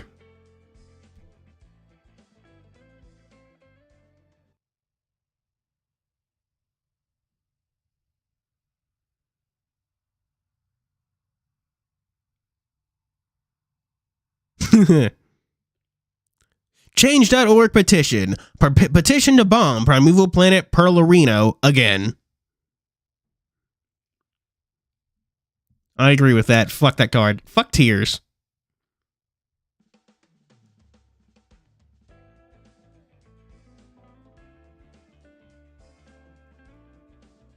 Only 2 epilogues.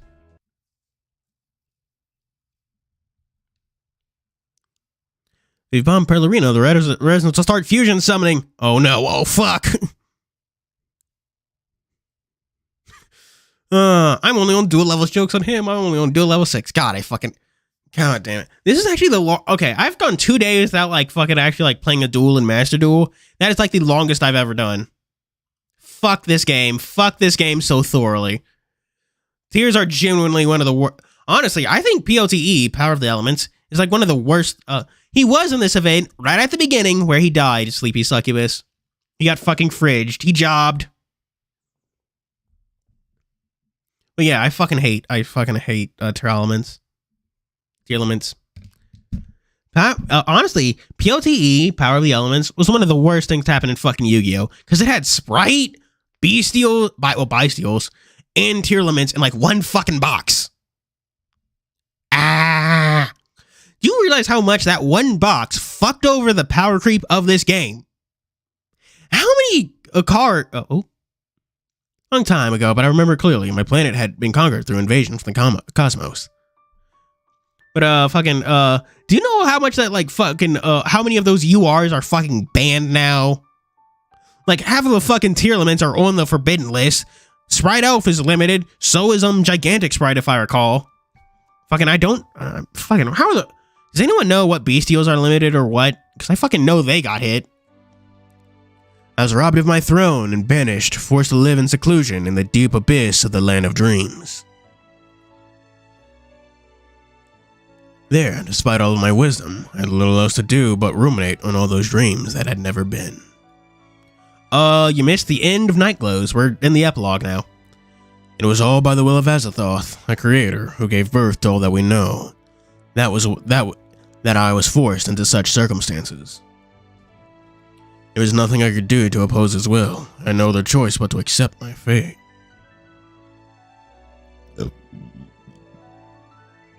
Ugh.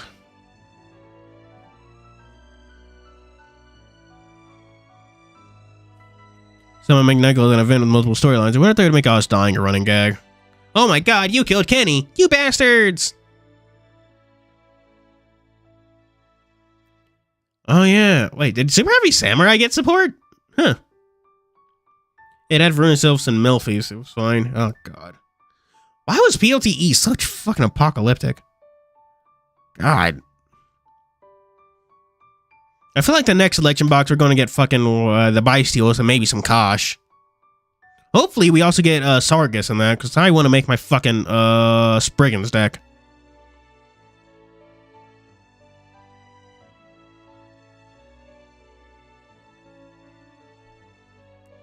Yet forced exile is a funny thing.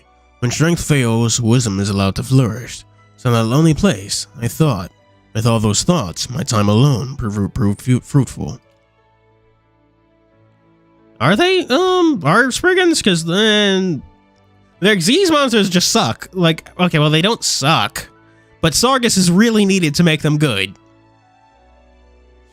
Like, if you manage to get, okay, Sargus is really easy to get out, and if you're playing, Sprig Therians, you can make Sargus, and then you can turn, 2 of your, Galaxy Dragon, whatever, Neo Galaxy Dragon, or whatever the fuck it's called, that one rank 8 monster with a negate, and, you can basically make it so that every time you, like, negate something with a Photon Dragon, not only do you steal the card, but you also get to pop like 2 or 3 cards on their field. It's great. Yeah, Cthulhu, we're pretty sure Cthulhu exiled themselves. Yeah, the back row is like, that's the thing. So the problem with Spriggans is that they have, like, no way to interact with your opponent, which is why, like, I very specifically said, if you fuse the rank 8 Xyz monster, it's like, yeah, Sarkis can like search any Spriggans or Therian card from the deck. It like has like no active way. It doesn't have like any detach material effect. Like other cards on the field need to detach material for Sarkis to like be able to pop things. Except none of the Spriggans Xyz monsters have quick effects. So yeah. Like you have all this stuff, but it can just do nothing on your opponent's turn. The space invasion agents took it works on the system of faith. The invasion became real, and the world who didn't, the concept of space, were kicked out of the game. Basically.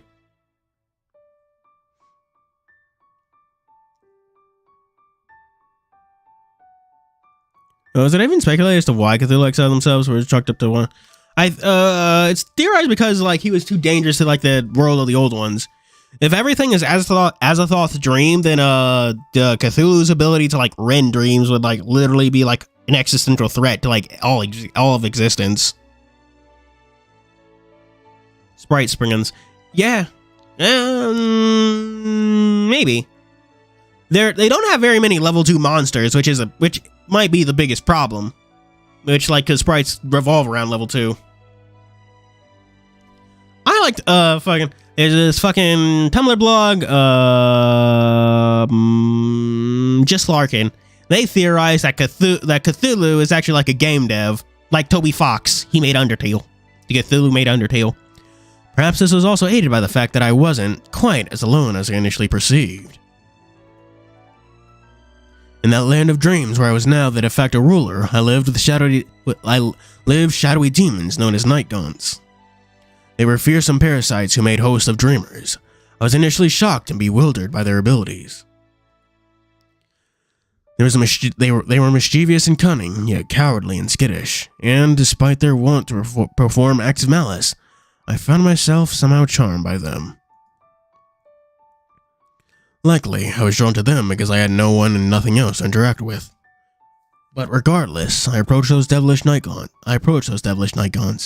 I tried to get to know them better. Their presence, however ghoulish, gave me some modicum of comfort. Jeez, hurry up. Fusion summon Kid Kalos, and I have... Nope. I'm not reading the rest of that Yu-Gi-Oh! Anonymous post. Could offer companionship after all, and that is not something... And is that not something every living being needs?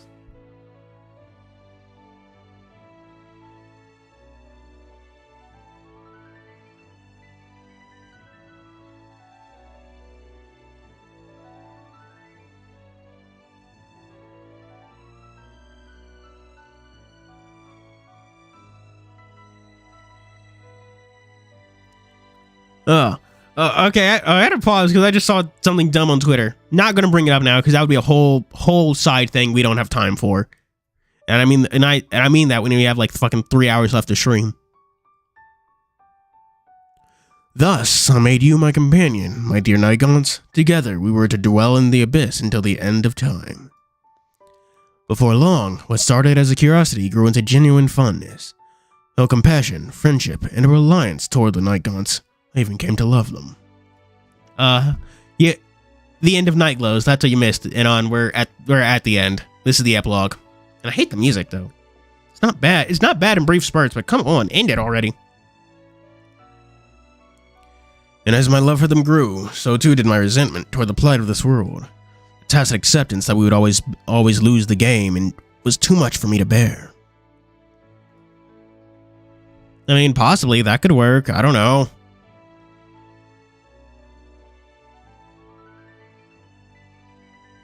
Can never forgive the old ones for their cruelty in simply allowing these dreams to fester. These night gaunts to be ignored and forgotten.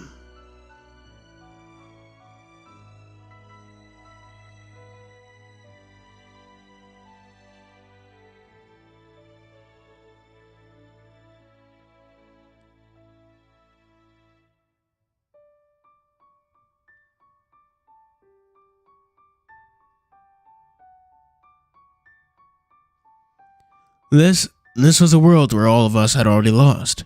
It was our fate. It was our fate never again to be able to take even a single step forward, and it affected these pitiable creatures most of all. I mean, I don't hate the soundtrack, but this song should not last this long. It just does not sound as good. And it's this extensive. If it were possible, I would have relinquished all my glory, all my wisdom, just to give my Nightglows the chance to experience a future in which they could truly be free.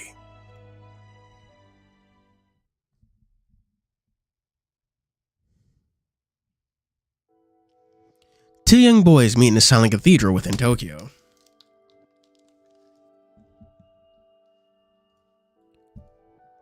One of them is blonde-haired with fair skin, dressed in a white suit with a black priest stole. The other has short, white hair and a perpetually aloof expression painted on his face. That is all I have to report about concerning the recent events. Seems that all the victims who'd been abducted by the Nightglows were found sleeping soundly in the Agate Castle. An OxyClean commercial? Like dead ass? Perhaps, after being eliminated, the idea was to invite them back so they could be spectators for the Battle Royale.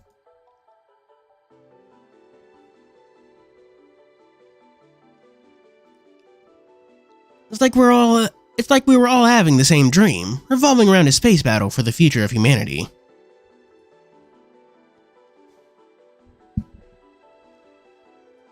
Come on, go.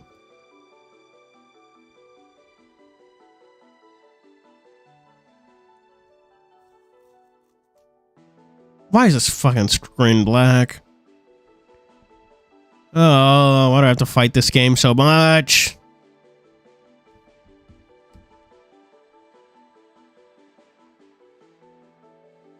Yeah. Still Fortnite kid real. No, man, they lost, so they got sent to spectator mode. Okay.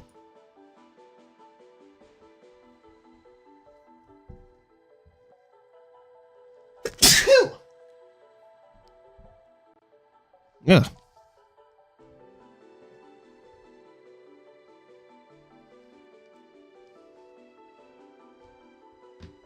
Come on.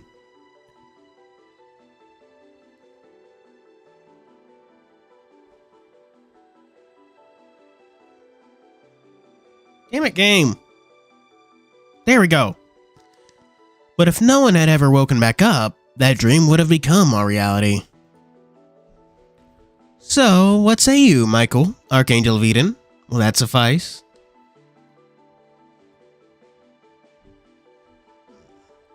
An incursion from outer space, you say? For one of the old ones to attempt such a thing at this stage of the game must have caused quite a stir among the players. And that security hall was eliminated such a long time ago. How is it possible for it to have resurfaced now?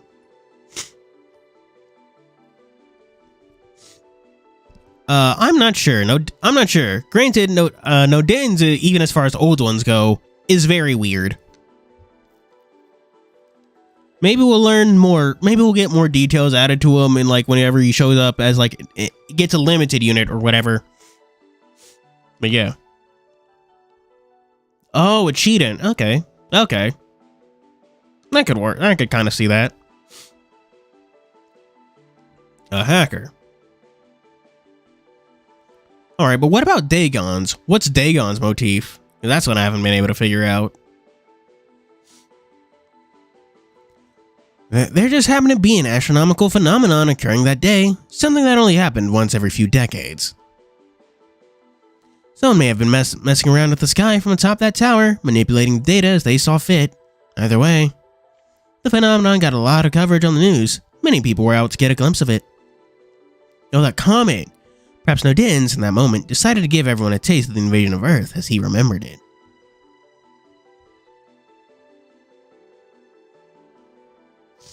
Oh man, chat. I need to fucking install cheat engine for Sekiro, cause like, I didn't get Owlfather's bell bearing, you know? And I want to do that boss, and I just like fucking can't bother myself to like fadangle with cheat engine, you know? What those many inhabitants of Tokyo saw when they looked up that day was a far different sight from the celestial phenomenon they were expecting to behold.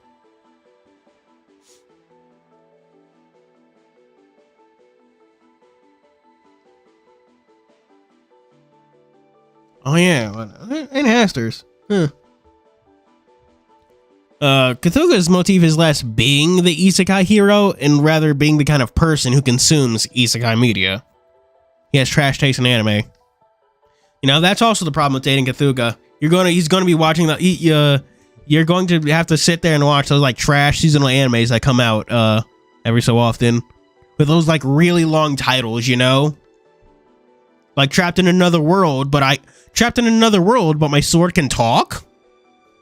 You know? What those many inhabitants of Tokyo saw and they looked up that blah blah blah. Read that.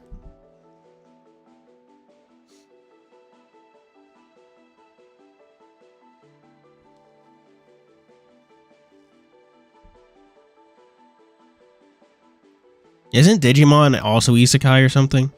I don't fucking know. What's the Skyward Sword? I don't follow, man. Chat, I've had like a headache all day. I cannot think more than like a few words.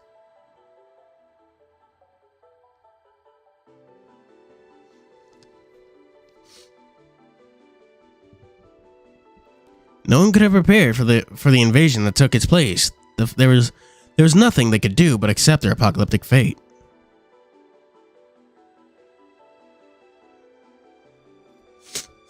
I'm sure many people thought they were just seeing what they were seeing, what must have been faked until they learned the hard way just how real it was. That event could be likened to a great flood of time.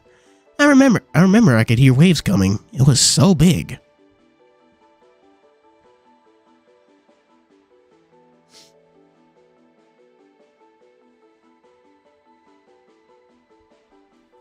I suppose that due to its enormous scale, most of those who were involved have already lost their memories of it.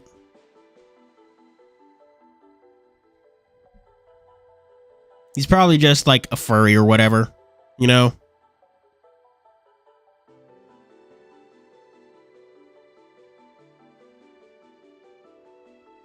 Probably just someone who's like making fun of furries and stuff. Haster is hot, but he's going to be fucking cringe. Sorry about that, chat. No, see ya, Housamo. Dating sims, oh my god. But I'm a pillar, so of course I remember, particularly since I experienced it firsthand. Even though a time reversal of such large scale takes all memories with it, as is proven in prior testing. I've heard tell of technology from Utopia that excels in system management and defense. So in a very real sense, it would be far off to suggest that we are saved by your prudence and due diligence. To be perfectly honest, even I was caught off guard by this turn of events. One wrong step and we would have lost everything. The game would be over. Though I must confess, my memories of what exactly transpired are much foggier than I'd like. I do recall acting as the commander to the final force in humanity's last stand. It's strange how naturally I took that upon myself. I took on the role of space militant in the resistance against a belief system predicated on galactic invasion and conquest. I have a strong feeling that the Game Masters must have intervened in some regard. Given that Nodens turned everything on its head and imposed his belief on all of Tokyo, he must have been regarded as a threat. Forgive my asking, but do you think the transients of Utopia may be capable of similar actions in the forthcoming loops? Or for that matter, you and your colleagues who have been greatly influenced by their technology?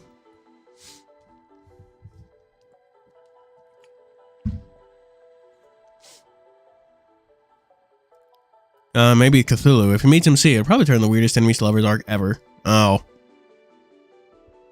Granted, would he even like MC? Because, like, they aren't human. They're they're like legally a transient. I wish that got brought up more, or just something, or if they looked less, like, just boring.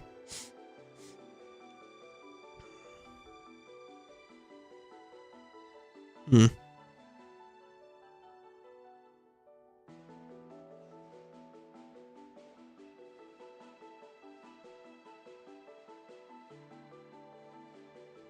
Hmm.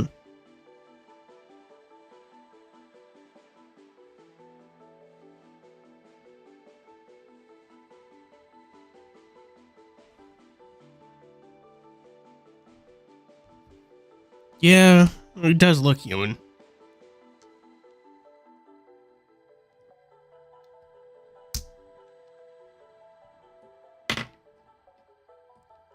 Granted, isn't there... Granted, can't transients legally not hide, like, any distinctive features? Shouldn't the protagonist have to wear, like, this fucking, like, symbol or whatever that they're a transient? Just a sign where it's saying that they're a transient or something? The fucking... what is it? What's the word?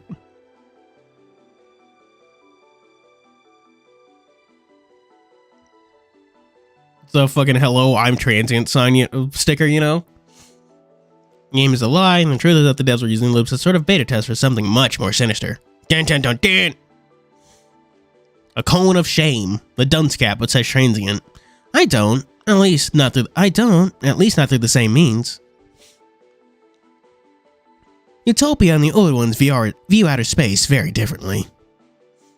Fear, madness is born from the unknown, whereas science is all about exploring it and making it known. And indeed, I can't very well imagine you all subjugating others by exploiting fear of the unknown. Your take on the matter is duly noted. Thank you. Your almost religious devotion to science borders on madness in of itself, and that's neither here nor there, really.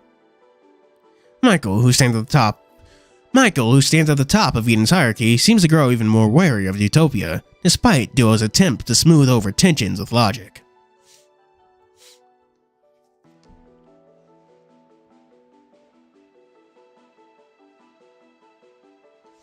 Is that as unusual as that is something? Yeah. It's weird, because that they are a transient, but like they're listed as someone from Tokyo.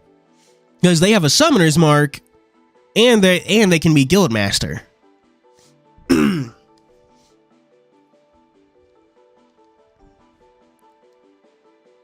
Huh. You know, Chad, I was doing some thinking, but like what guilds actually have multiple like members from like Tokyo? I know the Berserkers have Ikutoshi. The missionaries only have Maria and Jacob. The fucking I was gonna call them royalists, but the tycoons only have Licht. The outlaws have Tetsuya and Ellie. Honestly, I don't think there is like a single Tokyo-born transient in any of the 3 tier guilds. And the entertainers have Christine and Oscar.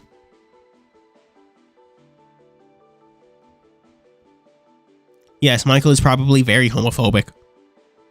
For their world's science and reason hold the power to triumph over the caprice madness, making it dangerous in its own way. Yet no matter how similar Eden and Utopia may appear on the surface, there's no denying that their ideologies differ considerably. Oh yeah, Choji, yeah. Hanuman, Satsuga, yeah. It's not technically Roppongi, he is a member of the Tycoons, he just visits the Summoners a lot.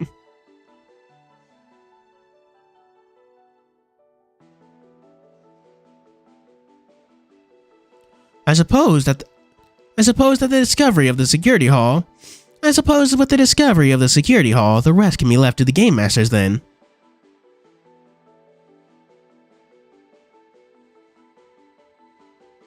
I've confirmed the countermeasures myself. I don't think it will be a problem. But did I say probably somewhere?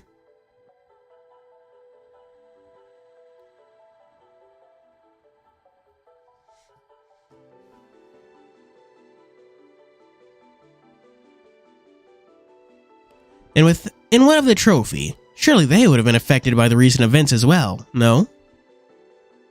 The trophy is doing just fine. Same as always, in fact. They went right back to their usual pattern of saving others and being saved, as if nothing had ever happened. Concerning the record keeping, would you be willing to share your memories of these events? Your verbal report is very thorough, as always, but I think it would be best to personally experience things this time around. Fucking move on. Ugh. It's being weird and slow.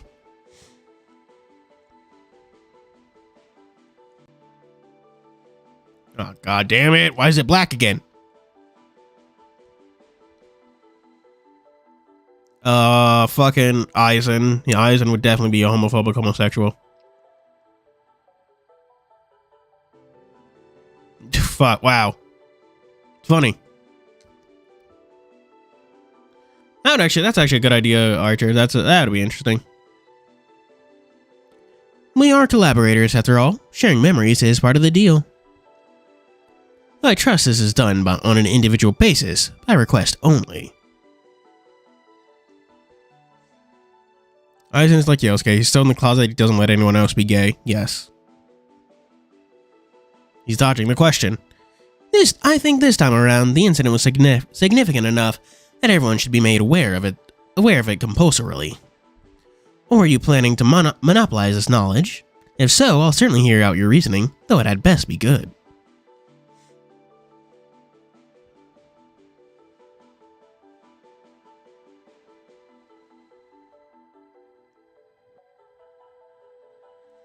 The angel proclaims to Duo that this is a just and righteous request, in the name of fairness and cooperation.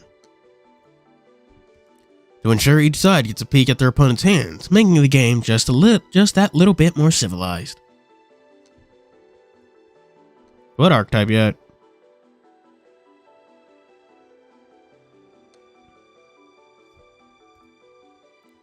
Are you sure it's okay? You want me to even include your part? For your own death, you called out a name. Are you sure you're okay with me revealing that to others? To ensure Michael's awareness of the situation, Dio leans forward and whispers something into his ear. Huh? Michael's composure instantly changes. He scowls, furrowing his brow and lowering his tone of voice. You saw that? Has this information already been shared with anyone else? Take a deep breath now. Calm down. Compose yourself. Thank you, Duo. Our meeting today has been extremely productive. And you have a point. Revealing the memories from your sacred artifact could be detrimental to the individuals of Utopia. Perhaps it's best, after all, to keep this rapport between the two of us. I'm going to use my authority to classify this information. If anyone complains, you can send them to me. I appreciate your consideration, and I assure you I have no intention of speaking about this to anyone else. I think that's for the best. With a polite bow, Michael turns his back to Duo and heads for the exit. Duo watches as he leaves, then sets off to his next appointment.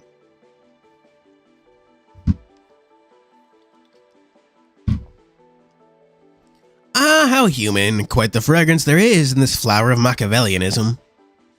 If you ask me, that was a bit of a power play. Michael must have looked furious. Michael must have looked furious when you gave him the news. He certainly wasn't happy. Regardless, it's all over and done with now. I'm a little sad the party's ended. Now it's back to the same old everyday slog. If I were to sum up this whole experience in one word, I'd call it bonkers. But is that really so different from the usual loop? I mean, can we honestly be sure we haven't lost our minds? Perhaps this version of us thrust into that limited time scenario were our truest, sanest selves. Sounds to me like you must have enjoyed it, Lieutenant General. Maybe I did, Commander. Maybe I did. It did feel a bit nice though, didn't it? It was different. Maybe it would have been nice if things had stayed that way. Wouldn't you concur, oh fearless leader?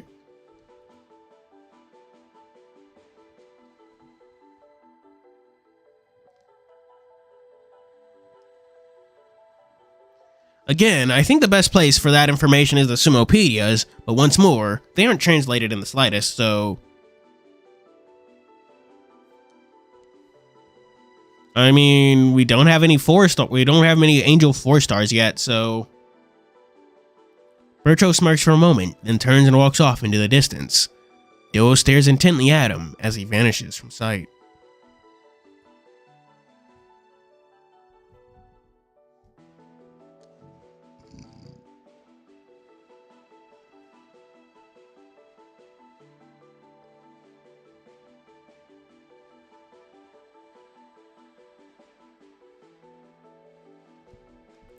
Now alone, Duo turns his gaze upward, into the clear Tokyo sky.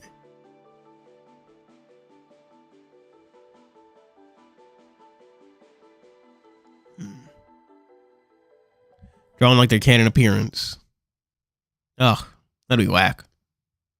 And less sexy.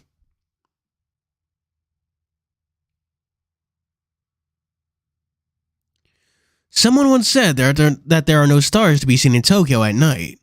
But that's not true. Though there may be few shining down from the heavens, there are plenty in Duo's heart. Oh, that's adorable.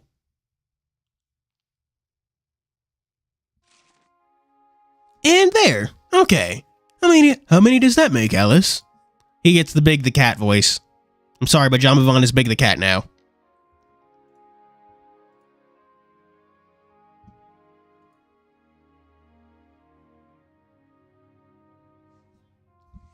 I feel like regardless of what your actual age is, if you're new to Tokyo, you just get sent to high school.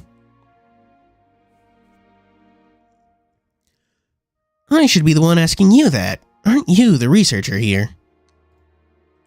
This has nothing to do with medicine. We're just hanging posters. Despite Gemmafon's usual easygoing temperament, he can't help but lose his cool just a bit with Alice. She called him out early in the morning to assist in putting up a mountain of posters throughout the city, disrupting his usual schedule quite considerably. Just asking, but we do have permission to post all these, don't we? I'd really hate to get in trouble with the police. There's no need to worry on that end. After we finish here, the police will be thanking us. Trust me.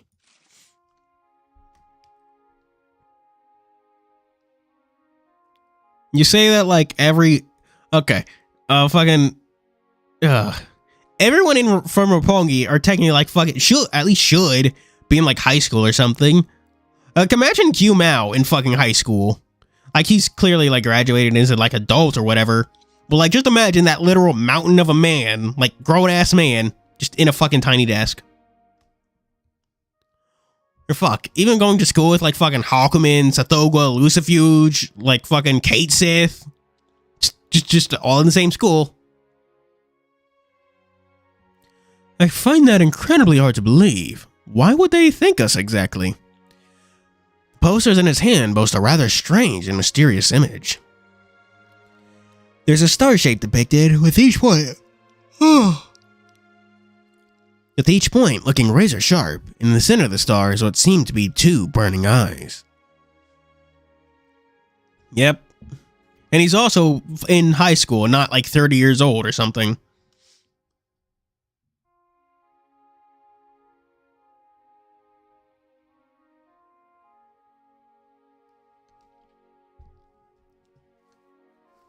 You know, this sort of reminds me of those inflatable scarecrows you sometimes see. You know those? I vaguely remember putting some of those up in a pumpkin field once upon a time. Ah, those things that birds can't stand the sight of. I suppose this could be considered a bit similar. But did you know, the eyes weren't always sealed like this? You mean they used to be drawn like normal eyes? I feel like someone's gonna make an inflation joke in chat.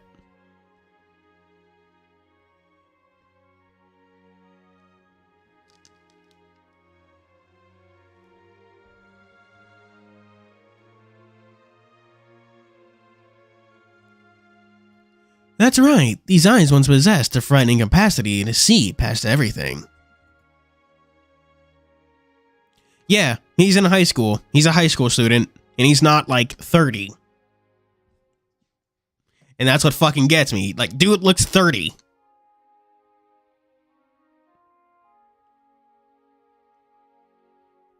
Oh yeah, Seth is a gang leader. I forgot that's just a thing. They're the eyes of the transcendental beings who's filled with greed and callous to the bone. His sight is limited by nothing. As he was a former ruler who now reigned in a dark abyss, it was determined necessary that his vision be obstructed. Yeah. Claude just looks way older than he should be.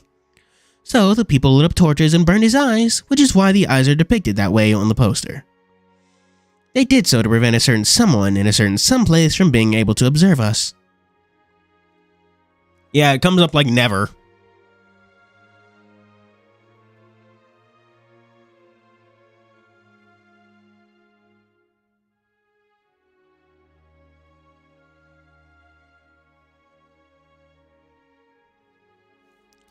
Alice smirks as both she and Jemavan study the picture on the posters together.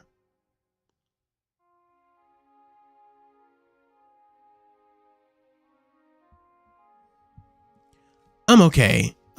Okay. How about we say I didn't ask about this? We'll just pretend this conversation never happened. I won't ask any more questions either. I think I'm better off not knowing the answers. That's a good boy. You know what's best for you, Jemavan. You know what's best for you, Jemavan. I'm not sure I do. This poster's bad news. I can feel it in my bones. It's a bad omen. Oh no. Nothing bad is going to happen.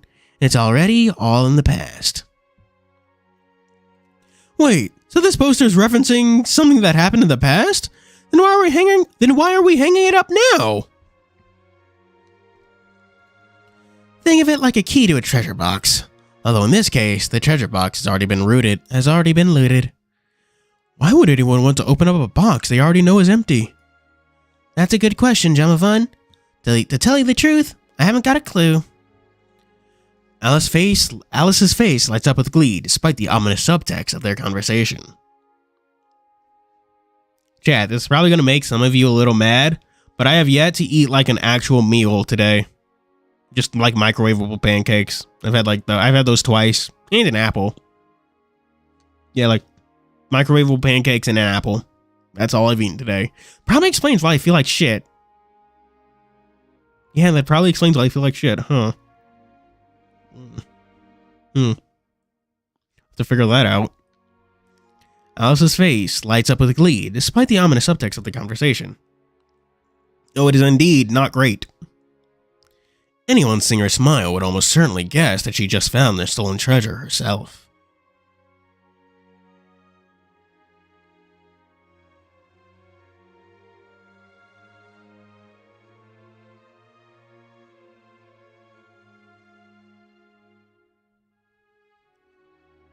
Jemavan's name is pronounced Jambavan. How the hell have you been saying it? That's how I've been saying it, not Jamvan.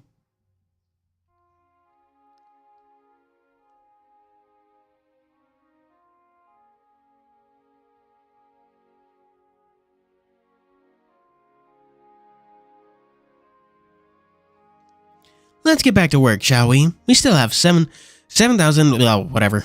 I'm not reading that, to put up. I'm pretty sure we can't possibly finish hanging that many posters before the day is out. Fine, we can call it quits after we hang another 42. There's really no point in hanging these up anyway. What? Then why didn't you call me out here? Alice, hey, where are you going?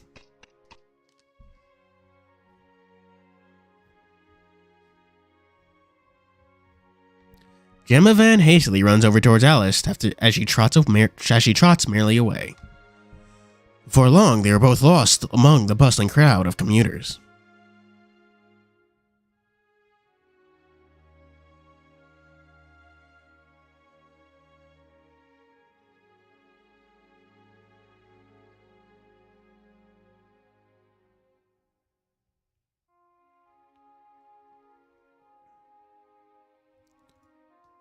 A friend has come to visit Kurogane, just as he always does.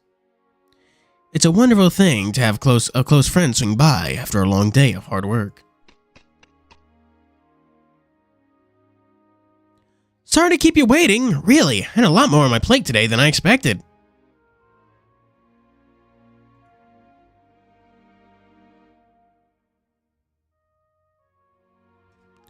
No worries. No worries. I should be apologizing myself, actually.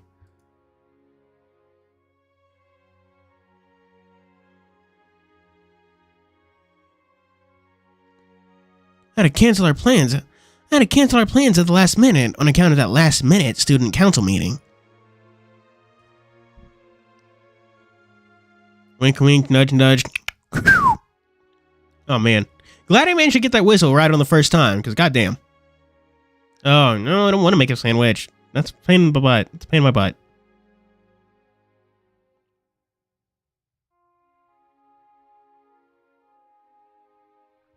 Eh. Okay, chat, like, okay, it's been a while since I last played The Last of Us, but did that game have stealth mechanics? I'm also on Twitter right now, if you're wondering why I'm suddenly bringing this up. But yeah, did that game have stealth mechanics? Because I barely remember using it. No. Oz is based on the Cowardly Lion from the fucking... Oh, not Alice in Wonderland. The Wizard of Oz. Zoe is based on the Nemean lion from Greek mythology, the lion that Heracles slew.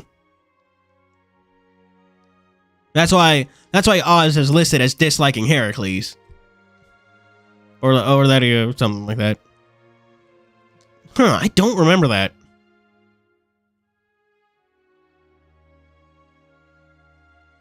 I don't even remember the stealth. I guess it's like stealth in like fucking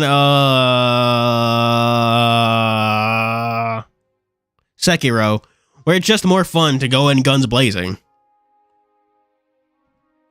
That? Oh, that was no big deal. Don't worry about it. Anyway, what's on the docket for today, huh? Oh, well, I was thinking I bought a new telescope the other day. Do you think you'd be able to come with me tonight to look at the stars? Of course, if you're busy, I'll understand. Not with that attitude.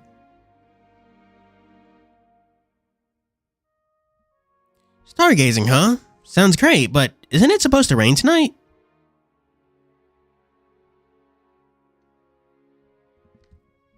Why's the fucking thing freeze again? There we go. What? No way! I had no idea. Yorgane rests his hands on Oz's shoulder to calm him down.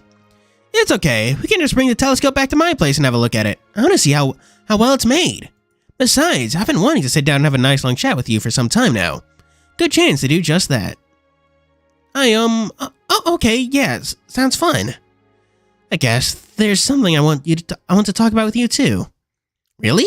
Something wrong? I imagine being a member of the student council's got to be pretty tough.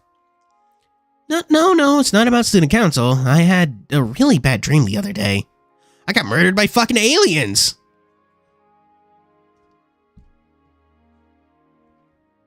These dark and scary monsters came dropping from the sky. They were chasing me, and then...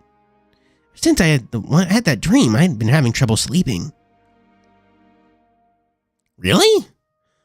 Well, if it helps you, you can stay over at my place tonight. Yeah, that would be nice. Funny you should mention dreams, actually. I had this really interesting one the other night. Oh, what kind? Did you dream about rockets again? Not just rockets this time. I dreamed about a huge space warship soaring through the cosmos. That's about all I can remember, but even still, it was super vivid. Whoa, cool. I want to hear all about that. Definitely. Let's get going then, shall we? God. Isn't there still one more epilogue chapter or something? God damn.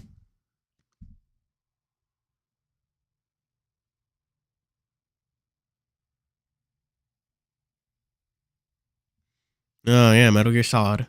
Does anyone remember Splinter Cell? Tom Clancy's Splinter Cell? I remember having like the demo for that game on my PSP. It fucked. It fucked real good.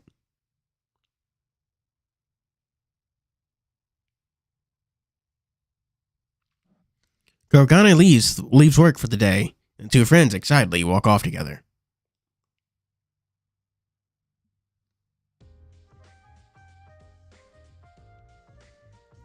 Alright, now hold it down tight. Yeah. Yeah, just like that. Fucking, oh yeah, he was Irish. You and Nomad finish hoisting up a large canopy tent, after which point he lets out a deep breath. Okay, can you bring that propane tank over to me now? Yeah, that's true. No problem, Nomad. You're really into this food stand, huh? Can't believe you quit detectiving. I can't either. In fact, you got a sec to talk about that? The second I opened my eyes this morning, guess what was the first thing to pop into my head? Just guess. I woke up and immediately thought, I gotta get my supplies from the grocery store so I can get the shop set up right away. Weird, ain't it? It's like I'm a completely different person these days. Oh god, this voice is going all over the fucking place. Gosh, wow, oof. But I'll have ye know, I ain't really finished the detective life. No siree, running a food stall ain't who I am. That lot over in Kabukicho was trying to get me to come run my shop there, telling me how to make a killing and whatnot. And Vadi even offered me to work at the register, for a whole year. Can't believe he thinks I'm gonna do this a whole year. I just had a dry spell on cases is all. Hasn't been a single mystery to solve for ages now. But I'll take anything, you hear? Missing persons, missing pets, hell, even investigate some domestic disturbances. So have you heard of anything that needs to be solved anytime recently? Anything at all. Help a guy out.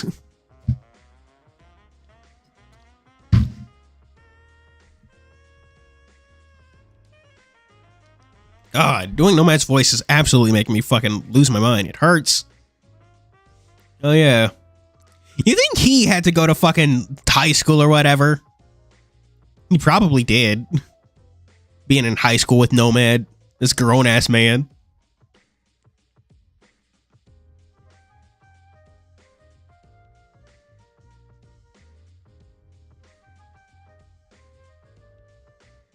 Identity crisis, real bummer. At least you always smell of sauce now. Hey, I can't help it. I'm out over here at the Iron Plate, churning out these fried noodles day in and day out. I've got sauce basically coming out of my nostrils. Oh, that's gross. No more hard-boiled noir for me these days. Nope. Now I'm just your lovable old local food stall goofball. And no matter how much I wash my clothes, I can't seem to get that damn sauce smell to go away. It's like a bad joke. On this entirely ordinary day, and as much as life in Tokyo can be considered ordinary, in the midst of this ordinary conversation, a bright stream of light shoots out from the sky above. Oh, we got a new guy. Oh hey, a newbie just came in. Welcome to Tokyo, buddy. Hope you like it here. Fucking what was that? They tapped that once. Although attempting to sound cynical, you can't help but detect a note of sincerity in Nomad's statement. Try as he might, he can't help but think of others above himself. These beams of light delivering transients to Tokyo from other worlds have become increasingly rare of late, so one is indeed a notable occurrence these days. Now Sumopedia. Now, but instead of lore and art, it's a series of notes from everyone's therapist. That'd be funny. Yet on the other hand, the transients delivered may never cross your path. When you get right down to it, it's not actually any more notable than simply passing a stranger on the street. I can investigate. Well, I kind of lost. Oh, really? Well, it's indeed about time I open for business. Can you pass me the ingredients from the cooler? Sure, but I called dibs on the first order and order something from lunch myself. Prompt and attentive. Attaboy, Nomad. Sounds like you're trying to groom me to be a food stall lifer with all that praise. But I don't wanna, so cut it out already, will ya? Anyway, here, let me offer a plate on the house for helping me out today. How's that sound? Yay! Ow. Okay, Chad, I have like fucking, what are those called? Like a windbreaker for my mic.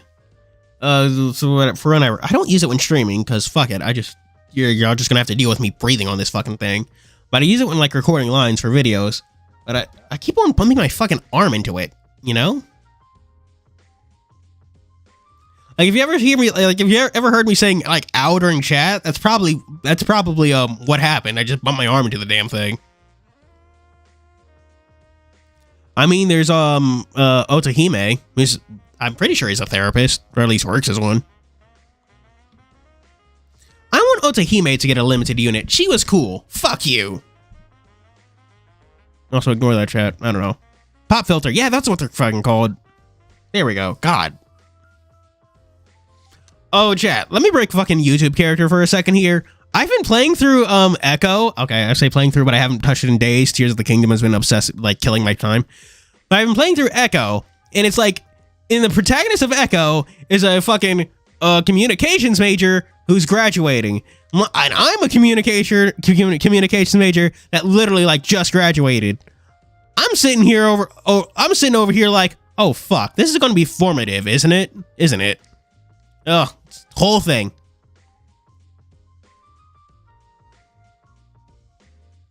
I don't keep bumping into my mic, I just keep bumping into the damn pop filter.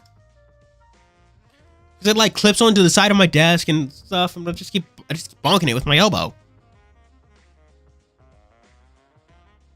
Echo's a good game. It's very hard to play through because it's always so heavy and foreboding, you know? Nomad begins preparing a special plate of food for you. The mouth-watering scent of fried noodles and sauce clings to the air. Oh wow, fried food sure does sound great right about now. I've got to get that in my stomach. Stat.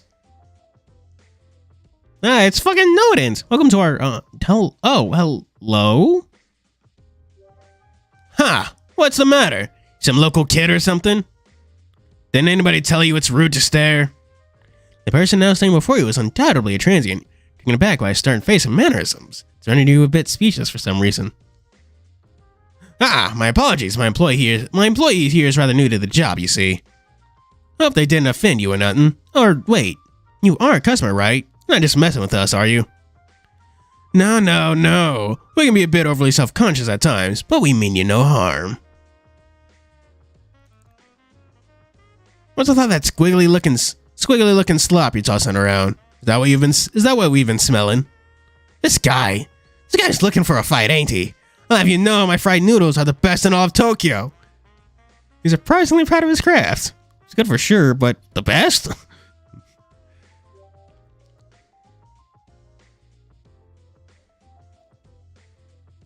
Well, yes, but actually no. But it's just curious is all. Might we have a try of it? Absolutely. Oh, fuck. That was the fucking Nomad voice. God damn it. I'm losing my mind, chat. I'm losing it. Absolutely. That's one order coming right up. Transient watches and Nomad diligently cooks up his fried noodles. You wonder if he was the one who brought down to Tokyo by that recent pillar of light. Hey, you. Yeah, you. Permit us to see your face one more time. Don't be scared now. We're merely curious. Okay. We see now. No wonder we were drawn to you at a glance. Your eyes, they glitter like stars. The stars are a beautiful sight, aren't they? How they light up the night sky like a dazzling and wondrous dream. Whenever we look at those stars, we have the desire to be swept up and thrown into the sky with them. So this begs the question, why does no Dens qualify to be a player now?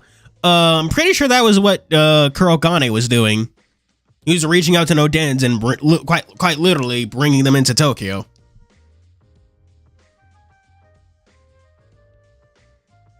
I mean, it's not that that's what was causing the problem for no Dens entering Tokyo. It's that fucking him being considered two people was causing the problem for him being into Tokyo. It's complicated. It's fucking lore. God, it's confusing. I face out, I hold out, I reach out to the truth of my life, seeking to seize the whole moment, yeah. Don't start getting all about Persona music with me, because I can sing too many songs from that series off of memory. Even like the fucking alternate song from Persona 4 Golden, I can also do that. And the opening to Persona 3 Fest, the opening to Persona 4, Arena Ultimax, Persona 5, both battle themes for Persona 5. It's an issue. So step on up to the plate, meet your fate, walking straight on into the lion's lair. So step on up to the plate, 'cause this ain't no game. It's time to make history, yeah. Yeah. I honestly still need to finish Persona 4 Golden. Oh, spit and duct tape. Yeah. I cannot sing both of those at the same time. Like, goddamn. I can even do the fucking like ending. I can even do the ending theme to the ending song to Persona 4 like off of memory. Remember all those days we spent together, all of them cheerful and free.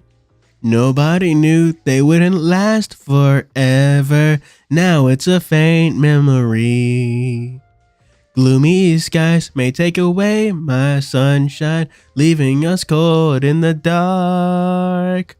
That's alright, 'cause baby now I feel fine. I've got you here, always in my heart.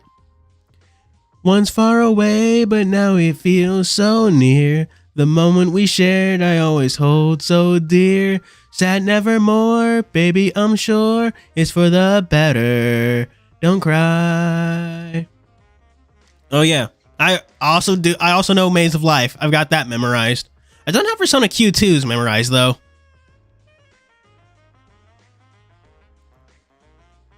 This carousel spins us around so much. Sometimes you don't know should you stay on or get off. Not the I don't have any of the dancing songs memorized. I've played it, but I'm on the second dungeon of Q2. Honestly, need to finish that. But Tears of the Kingdom, it's been like eating up all my time. Yes, I do. Oh man.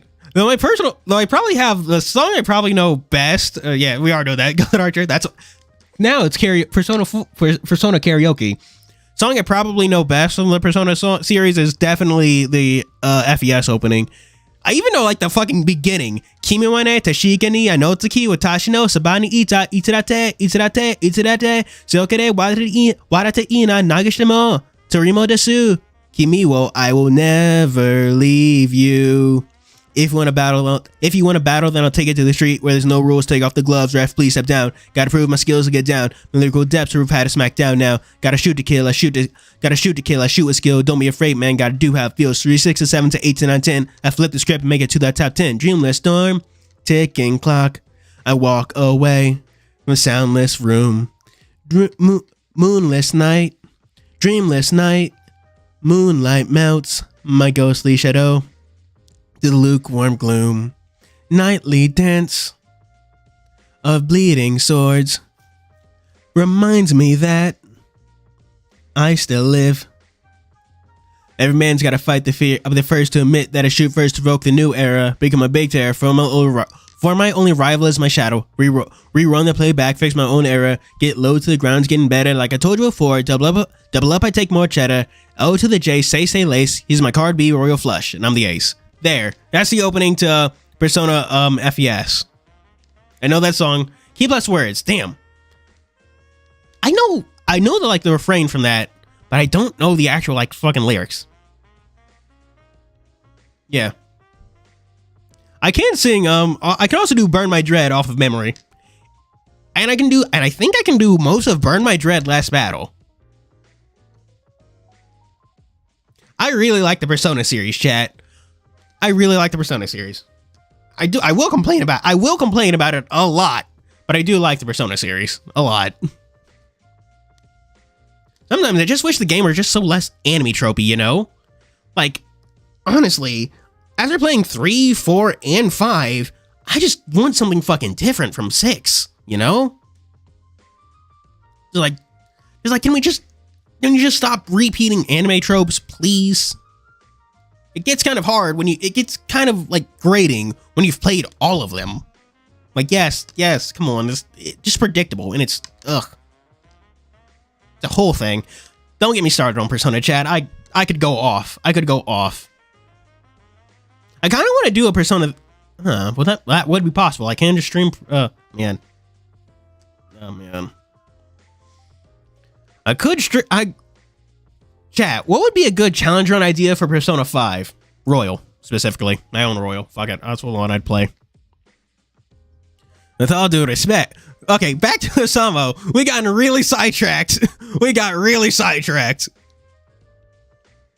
Yeah, that is what mainline SMT is for, but like, you can only do Beach Babe Hunt so many fucking times before it just gets old. You can only, like, even like the character archetypes were like what they play as, like Lightning Bruisers. We've had that in every single fucking Persona game at this point. We've had Akihiko, we've had Kanji, we've had fucking Ryuji. Like, just give us something different, please.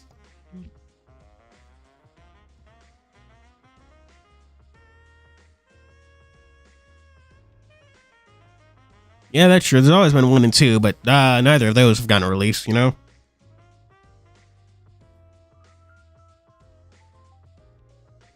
With all due respect, would you please mind not using those tired old pickup lines on my employee? It's kinda creepy. Anyway, here you go. Fried noodles with a bit of rainbow crunch thrown on top. Enjoy. Hey, look. I'm finally getting some customers. Welcome. Care to try my newest recipe? Hey, it's Firewolf. Is that a fucking chainsaw? Is that our sacred artifact? Is that Chainsaw Woman? See you again soon, alright? Wait, hold on a sec. Hey you haven't paid yet. Yeah? Get back here, you punk! The new transient standing beside you seems deeply entertained by the sight of this dining dasher. He laughs wildly. Hello, Rackstern.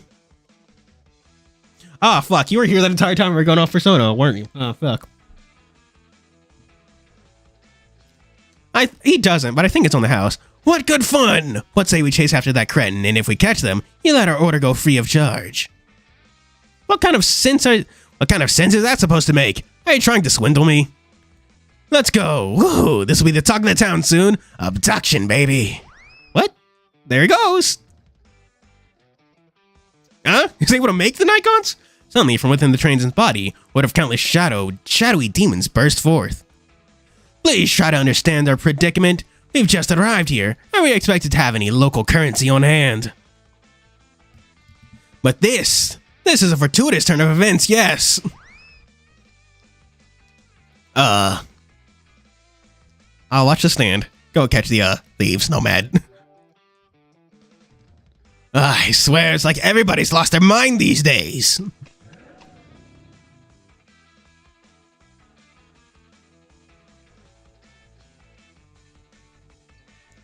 Again, no dens, it's just Venom. Yeah. I don't know. I don't think Venom can multiply like that or something. I don't know. It's been a while since the last read the Venom comics. Just making more Nigons because it's this funny version of Chernobog summoning worms at the snap of his finger. I still haven't yet to finish or even start the Black Snow Mountain event, whatever.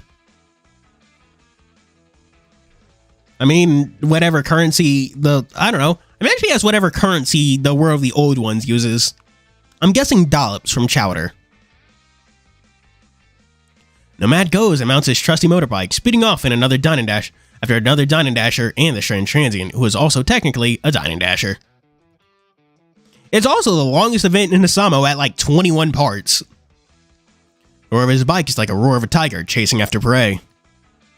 The ordinary Tokyo day has suddenly taken a turn for the extraordinary. Uh-oh, looks like we forgot to abduct something. Transient suddenly appears next to you, as if he never left in the first place. He comes up close to you and stares right into your eyes. Stealing is a crime, you know. Of course, we know that. We just couldn't help ourselves. I knew he'd come back to the scene of the crime. Perps always do. Get him! So that's your name. Well, now we hope to see you again soon. Abduction. The devious... Oh! Is fucking Noden's whole thing... I was about to say Nomad. Noden's whole, like, media theme is that he's supposed to be, like, a stereotypical, like, alien invader?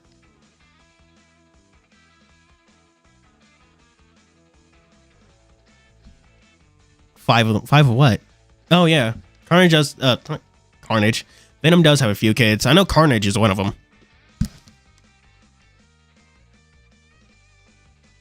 The devious transient disappears into thin air. No more sense he'll be popping into... With no sense that'll be popping back in for another surprise to return this time. You're left unsure what to make of this whole situation. Was it just your regular encounter with a new transient? It somehow felt different, this time, like there was more to it. Which was odd, as it's not like you're a stranger to these sort of misadventures, but indeed, this time, the game almost definitely seems to be afoot. Like a stir.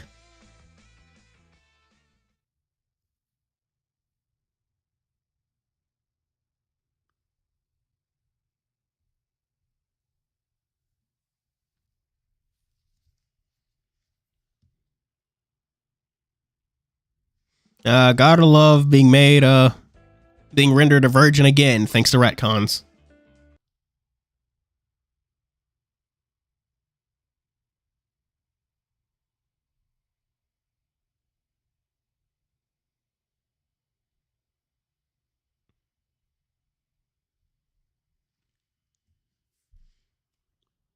Were most of them supposed to appear in like the Venom movies or something?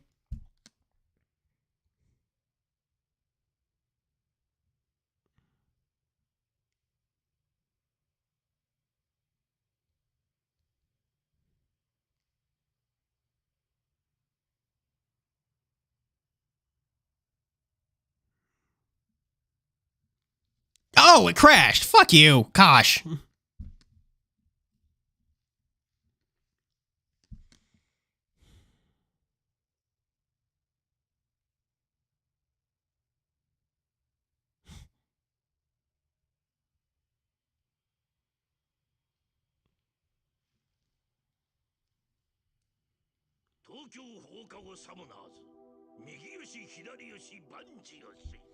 I'm gonna go with Azathoth. It's basically just a kid with ADHD and god powers, so.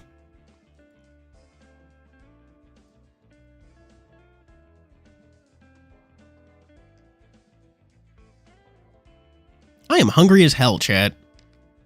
I've had like no real food all day. I have like 2 apples off to the side, but I just don't feel like eating. Does that make any sense, chat?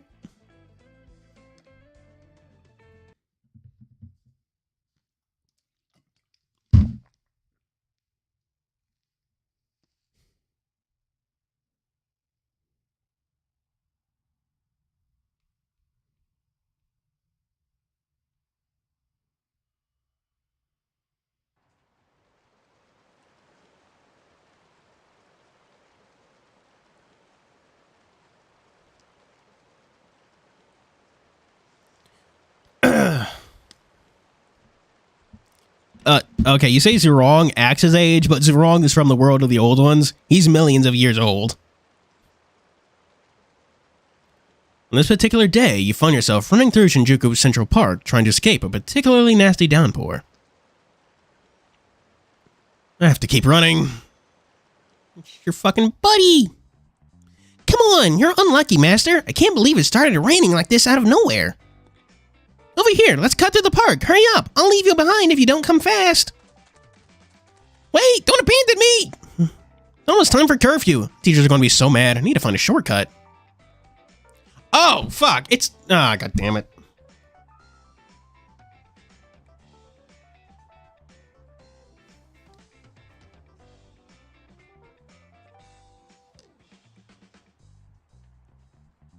Yeah, no, the screen's black. I have no idea how to fix it. Fucking... Work. Damn, you can't even see my mouse. Shit. That's not good. That's not good.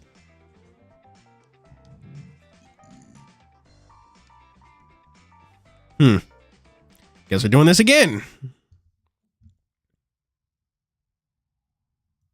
Give me a second. Give me a second, chat. I need to start the entire game again.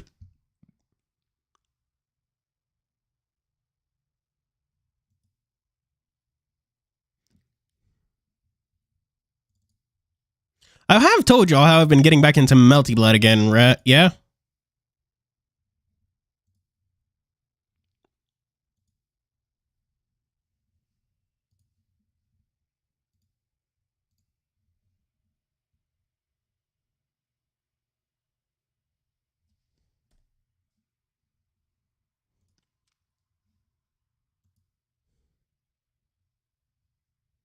Forbidden images. What do you mean we don't speak about the forbidden images?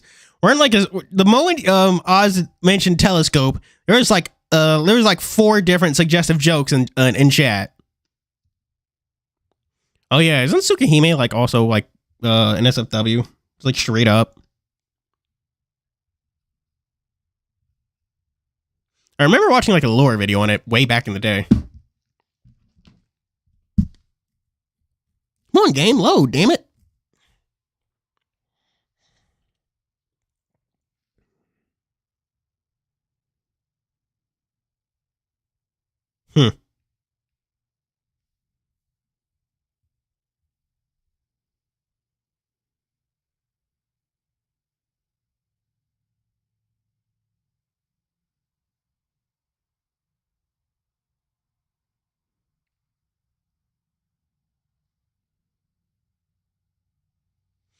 Final Fantasy 16. What is that, chat? I just saw something about it on Twitter. What is that? Come on, are we good? We loading? Yeah.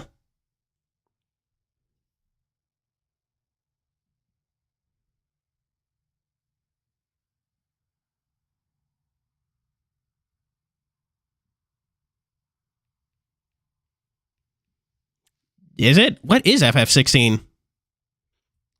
Is it going to be like a normal game, or is it going to be like an MMORPG?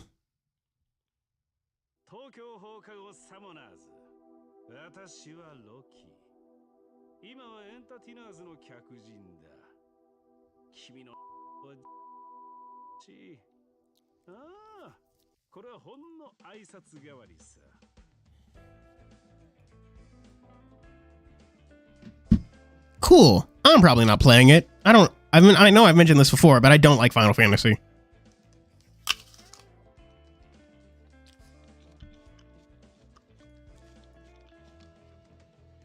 Finally broke down and took a bite of the apple. Ugh.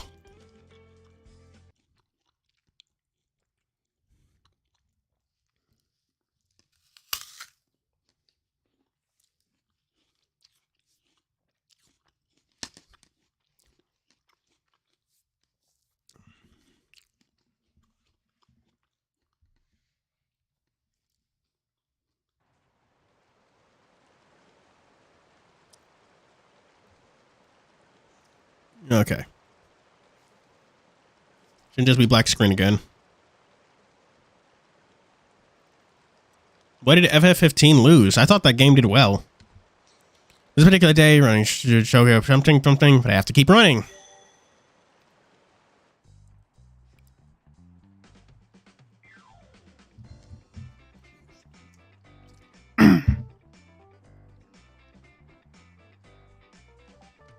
Come on, you're so unlucky, Master. I can't believe it started raining like that out of nowhere. Over here, let's cut through the park. Hurry up. I'll leave you behind if you don't come fast. Hello, Lunar the Griffin. This is actually the epilogue. Yeah. A bad day at work. Yeah, I can feel that. I mean, I don't have a job, but yeah. Days suck.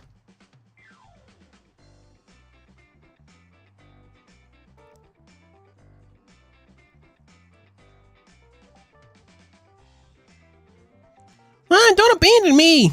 You can find a shortcut. Wait a second. This park is... Hey, Master, do you remember? This is where we first met.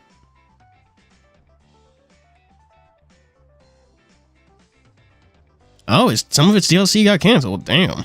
Didn't know that.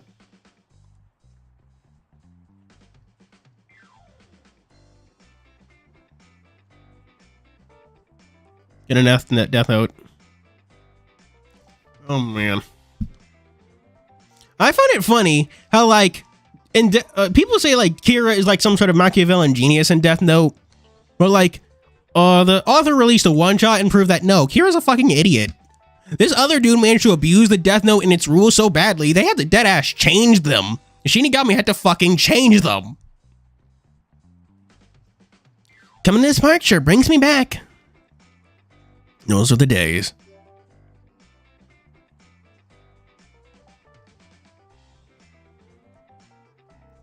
That's right, I swept in and saved you. Those really were the days. You feel the same, don't you? Wasn't that a good time? He's kind of an idiot, really.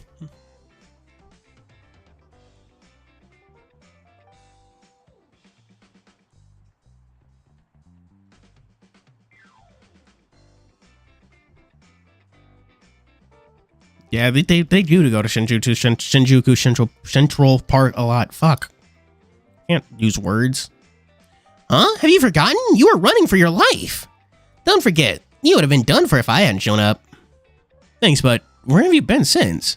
Why don't you help me out more often? Seriously, come on. It's not like I can just teach you everything I know through osmosis or something. I've been appointed as your servant ever since I could talk, but I'm still learning from the handbook, so throw me a bone.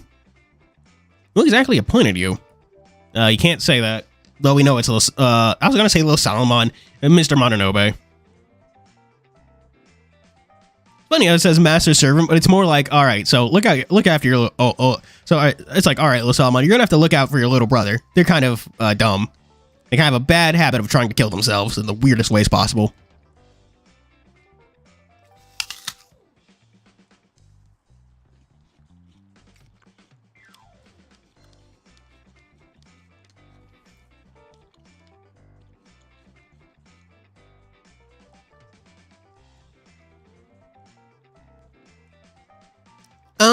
Anyway, all I'm saying is, you should take better care of me.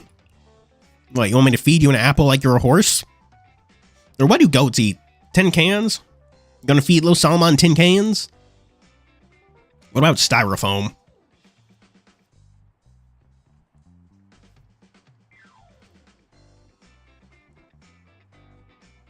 Yes, he did in fact write that.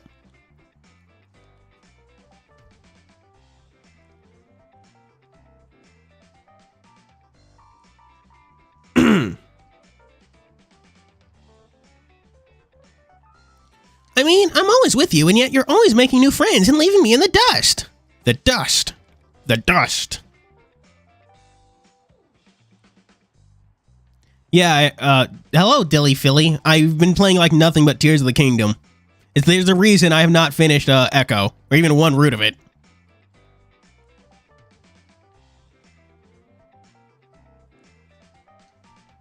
Tears of the Kingdom is very good.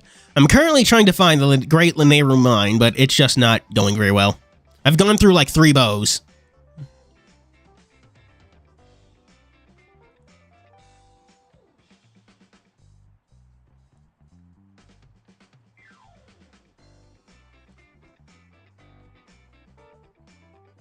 Oh.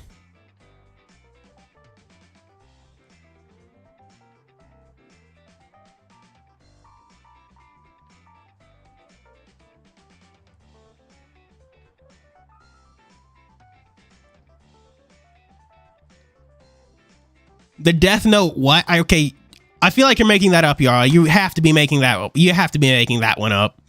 You can do anything else when you're using your sacred artifacts. So even if I'm not with you all the time, I still... Point is, you shouldn't be so rude to me. I don't like to be left behind. I'll be really sad if I suddenly disappear, you know. You could wake up one day and I'd be gone. Forever. Forever?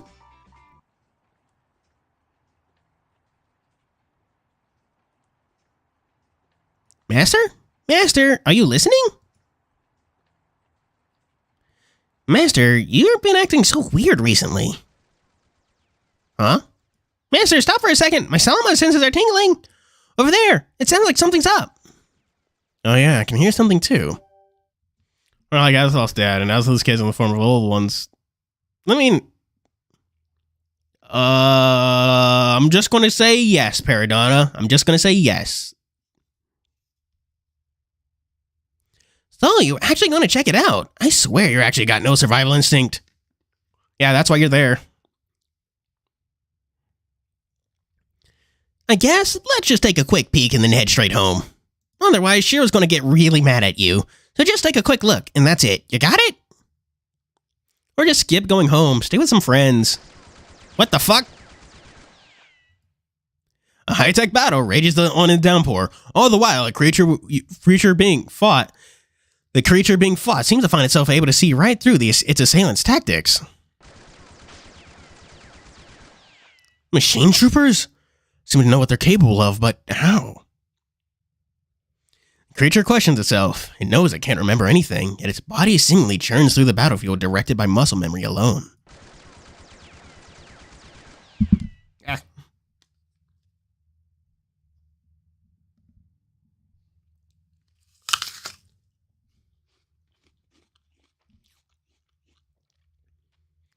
The genociders are like the Addams family, you know?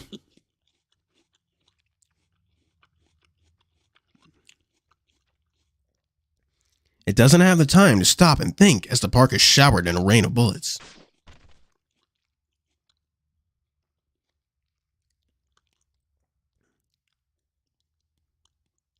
I think I have those in my memories, but I'm pretty sure. I just clicked on it and skipped them. I don't actually know what they contain. Shit, my leg. Back pressed to a wall, the creature knows it can't avoid the next attack. The breathing grows rapid and anxious with anticipation. Machine Trooper's eyes light up as they take aim. So this is it. I'm gonna die alone in some mysterious place. I'm gonna die, alone like this. Hell, I can't even remember my own name. No one will even know what happened to me. Nothing of me will be even left behind. No, I still have things to take care of. Yeah, that unit does suck. That's right, I have orders. I have orders? Pew pew pew pew pew, bang bang bang, pew pew bang.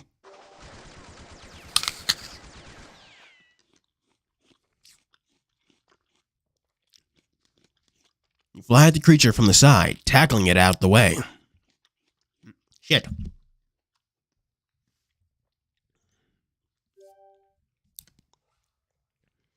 In the next instant, the machine troopers fire. One of their bullet grazes your back in a very close call. Who are you? I'm here to save you.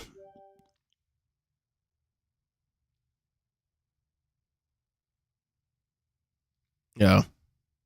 Hello? Swear to God. I swear to God. Oh, there we go. A civilian child? Run. Forgetting what's happening, all the chaos around him, the creature screams a warning. That screams to seem to come from something deep inside. Oh, fuck. Why is it black now?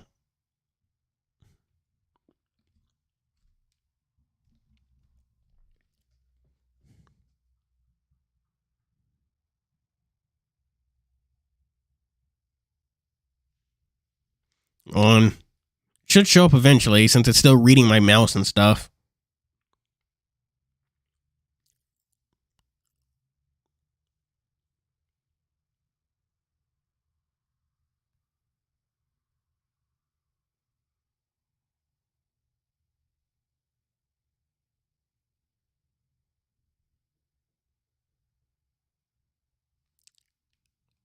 Based.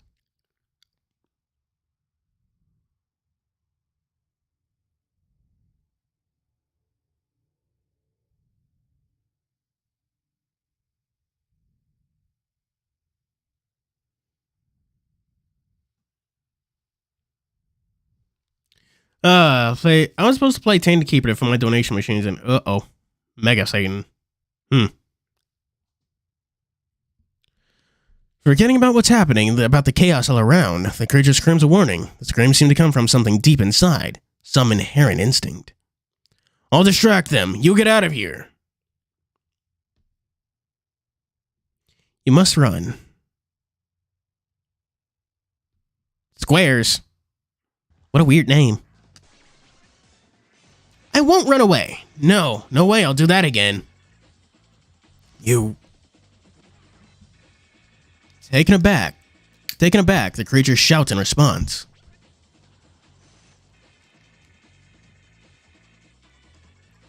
A shout is the will of one who lives for battle. What can an unarmed child like you do in the heart of a fight like this? Huh? What is this? Oh, why? Wait a second, Master.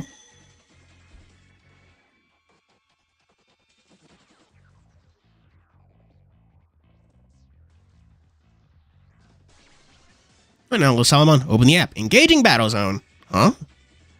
Give my name unto thee. Come forth, boundless tale.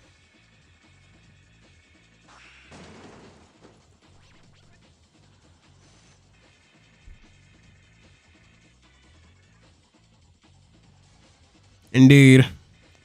I don't know. Oh, Cthulhu. I thought you said Los Solomon. I was like, I don't know why Los Solomon's so terribly underused.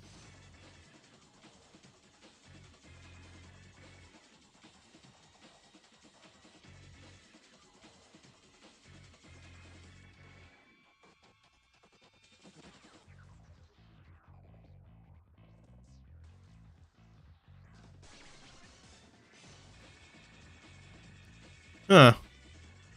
Oh my god. Wasn't that a fucking... Where's Cthulhu? Wasn't that a fuck... What is that joke from?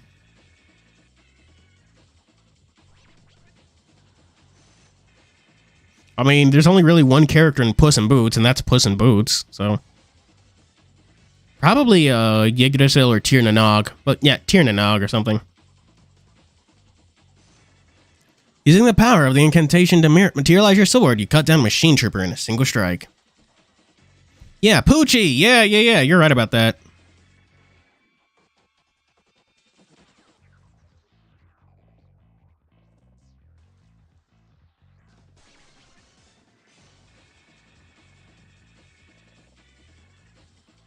Who the hell are you?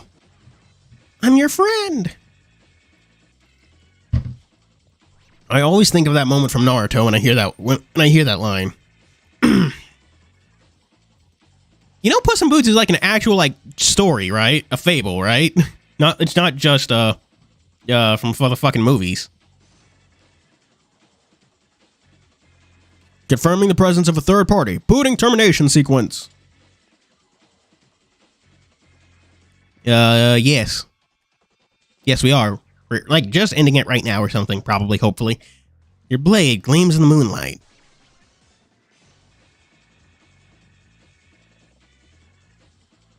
There, among the leaves of Shinjuku Park, the fuse is lit, snaking ominously toward the explosive impact of yet another battle.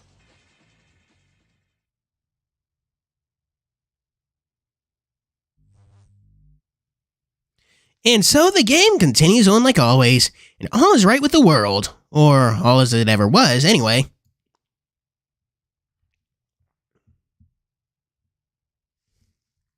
Where the fuck did I put my chapstick?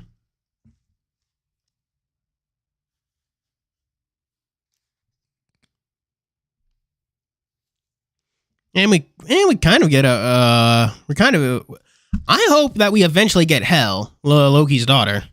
Then we can have, like, the Loki's entire family in Housamo. Even the extended family, like fucking Fenrir's kid, Hati. Or Monogarm, as it properly be called. As a thought laughs, eyes focus firmly on his television screen. He flips a switch, sits down, and continues playing the game from the last save point.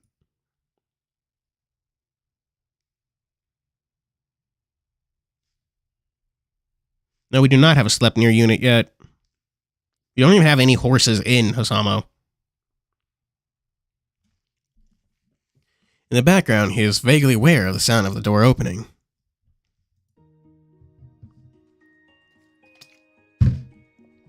Horses just don't exist. They're fake. They're made up. There you are, glued to your games like always. To think we'd find the blind idiot god in a fraudulent space like this. Odin's let out a forceful sigh as he plops down next to Azathoth. What were you expecting? This is my dream, after all. Which makes you a figment of my imagination. But you chose to meet me here, so you should have seen this coming. You're gonna make him a fucking dog or something. You're gonna give him the Amdusias treatment.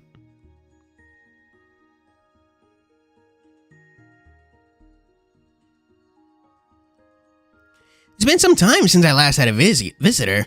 I'm starting to get bored. Grab a controller. Let's play a bit. If you can entertain me, I just might go and find the answer to some questions you came to ask. No items. Final destination. Oh, wow. Fucking Smash Bros. Reference.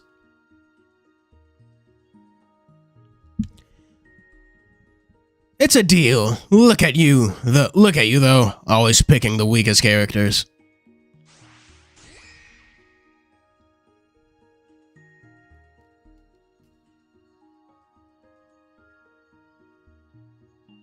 Oh, yeah. I mean, hopefully we do get Hell, who would be a female character. Honestly, it's a whole fucking mix.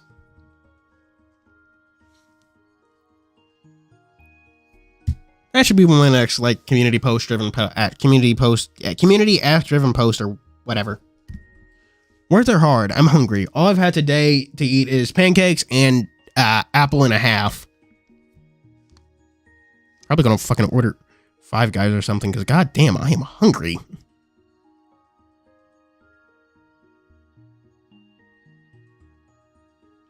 A new foe has appeared. Nodens picks up controller and enters the match. Yeah, Egyptian mythology would be pretty cool.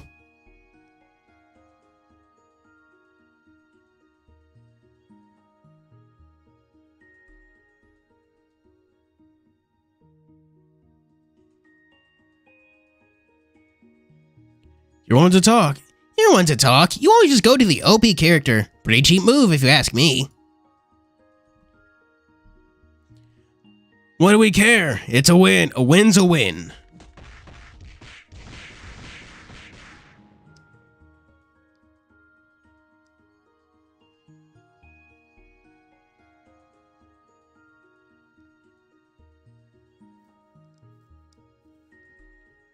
Okay, is it really? Okay. For all the people not from America in chat, is it weird to get, like, breakfast from McDonald's? It's like, yeah, that's a pretty basic thing. They serve breakfast food.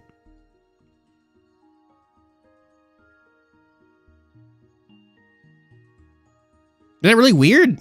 I just saw it on Twitter.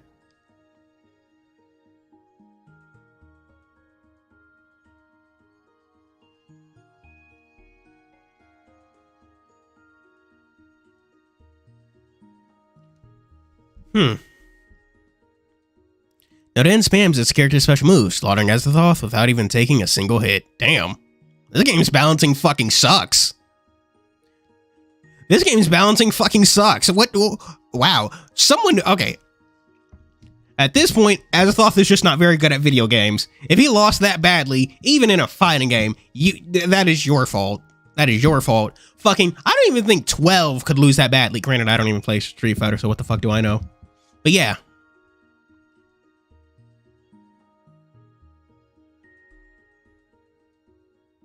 You got owned. We're so very, very good at this game. Come on, die already. Die. Oh, you gotta be kid. And that's game. What?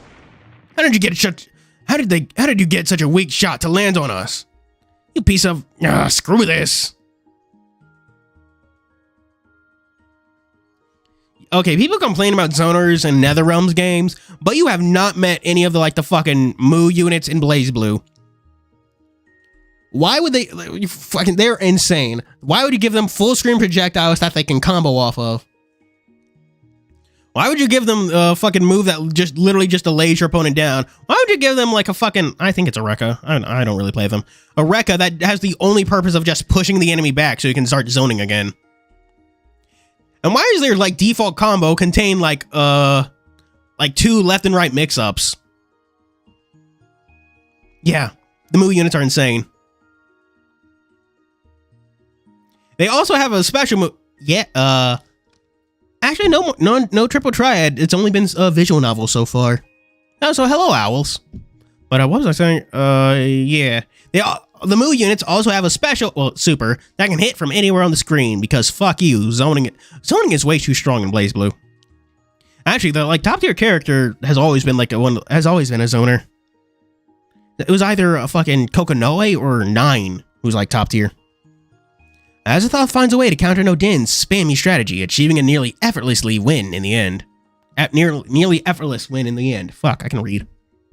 There you go. Azathoth is a gamer. There we go. You like how that tastes? Not so OP anymore, are we? Nodens tosses a controller in a fit of anger. He crosses his arms, muttering to himself. We're done with this game. As far as we're concerned, you're disqualified. Lord Nodens is the big winner. Arcone, wasn't he actually like really problematic and like fucking, I forget its name. The one before Central Fiction. Chrono Phantasm, no. You, the big winner? You're more delusional than I thought. FYI, wise kings are supposed to know when to hold their L's with dignity.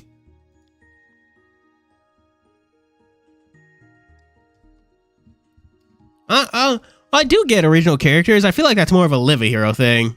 Like, the fun of Housamo is that it uses myths and stuff.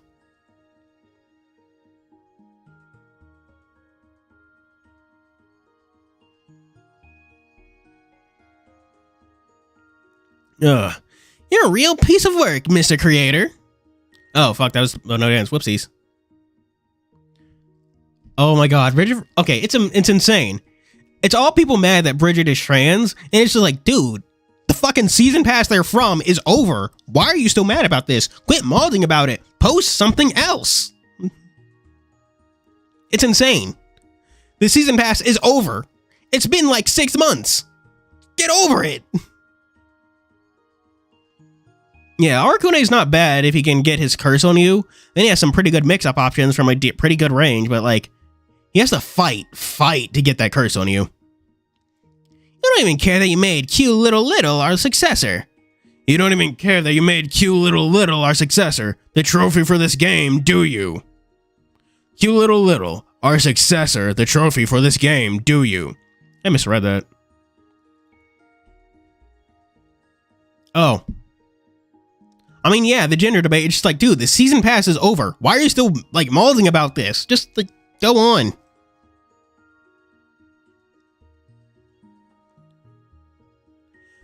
What does the Almighty know? What does the Almighty know? Being chased to the very bottom of the sea. It was their whim.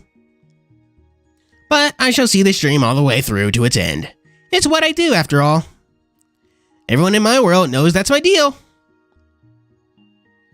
So, we were being strung along this entire time then. We were incapable of changing anything in this world on our own, weren't we? Yet, we worked so hard to bring about a dream no one else ever dreamed. I'm the blind idiot god, what do I know? Ignorance and omnipotence are equally fruitless. Equally fruitless, be it your dream or theirs. Yes, actually, that should actually, yeah, you're right about that. Honestly, if Azathoth was, well, yeah, you're right about that. The line of succession, okay, well, granted, I'm not sure. It depends on who Azathoth selects to succeed him, because Nodin stole that spot of world representative, kinda, from, like, Azathoth or whatever. And then he selected Cthulhu to be his successor. Not sure if he can still select Nodens can select a successor if he's not going the world rep at the moment. And that entirely depends on whether or not Azathoth wants to give that title to Nodens. But I'll see them both through to the end. That's why I've gathered them all up here.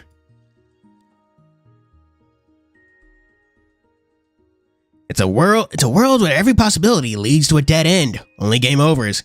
Only game overs here. Never a proper fin.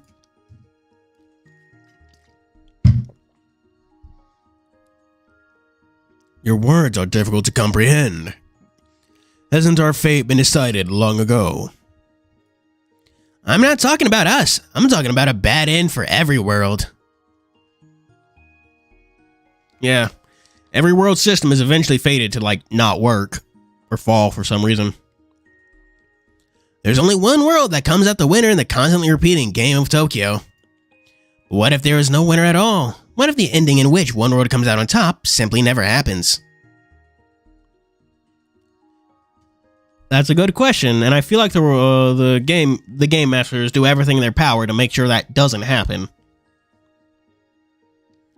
And what if that lack of a good end necessitates the existence of a bad end? That bad end could become the start of something else entirely. After all, even victory from the old ones could never fulfill the wishes of Cthulhu, the exile banished from that world.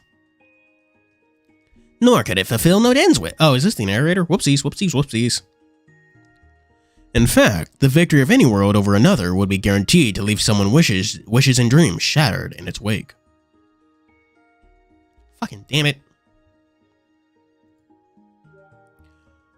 One world's victory means another's loss, and as a result, time would continue marching on toward a volatile and unforeseen future. But none of this even matters, because it's all a pipe dream anyway. I've collected so many bad endings to think the entire universe loses. So many bad endings to think the entire universe loses every single time. Everyone gets tossed into the loop to play the whole thing out over and over and over and over again. You don't need combos to play a fighting game. Combos are just how to maximize the openings you get hits in.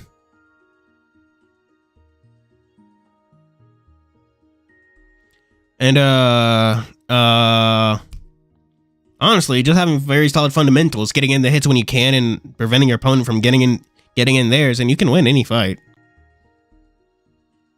Though combos do make that easier. Less fishing for hits. Because so far, no world has ever come out on top, so the game is still going strong. Why does the screen go black? Oh, anyway. Honestly, I think the only limit to Loki's ability is that he says what the listener least wants to hear the least. Or I think. I don't know. He says what the listener wants to hear the least, but like he could also got himself pregnant like that, so I guess he didn't want to be pregnant? I don't know.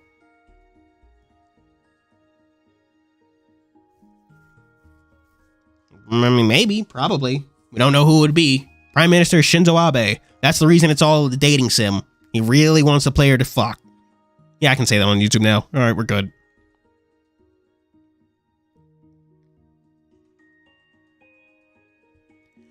But what that really means is that nobody's gotten tired of this fight yet. They're still willing to battle it out for supremacy. Want to know why? It's because at the very least, everyone is always able to beat us.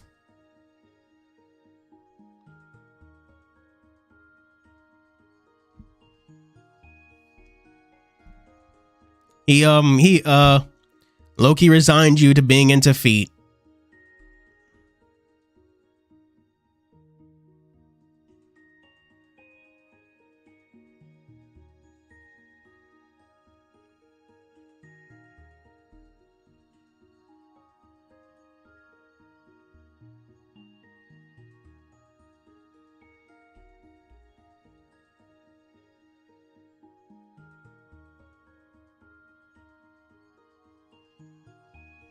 Looking at hard time with the inputs. I do them too quick and it causes fighting games a panic.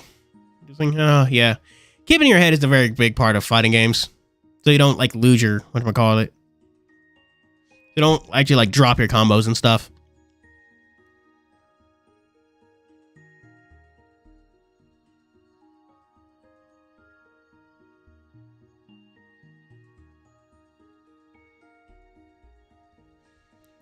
Nodens clearly doesn't understand. He lacks the capacity to comprehend such spurious logic. But the plurality of Nodens who exist within his body understands all too well. The entire universe is subject to a grand hierarchy, with each individual superior to one another, to one and inferior to the next. It's an inconvertible, rule of existence. Oh god, binding macros? Shading. Boo. Boo! I spent like a week learning how to do a double quarter circle forward for Blaze Blue. For some reason, it's just weird in that game. Also doing full circle movements. Yeah.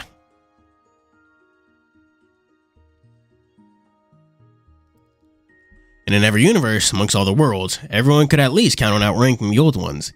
The outcome of that particular matchup is predetermined every time.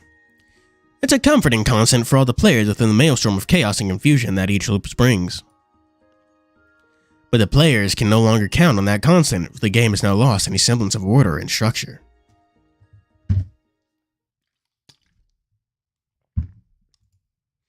Nodens looks back at the door where he came from, and a light of understanding ignites behind his eyes. He's lost the game to you as a representative of the old ones. He's lost. Yet by the same token, he's won. Against all other worlds, as a representative of the old ones, he's actually won.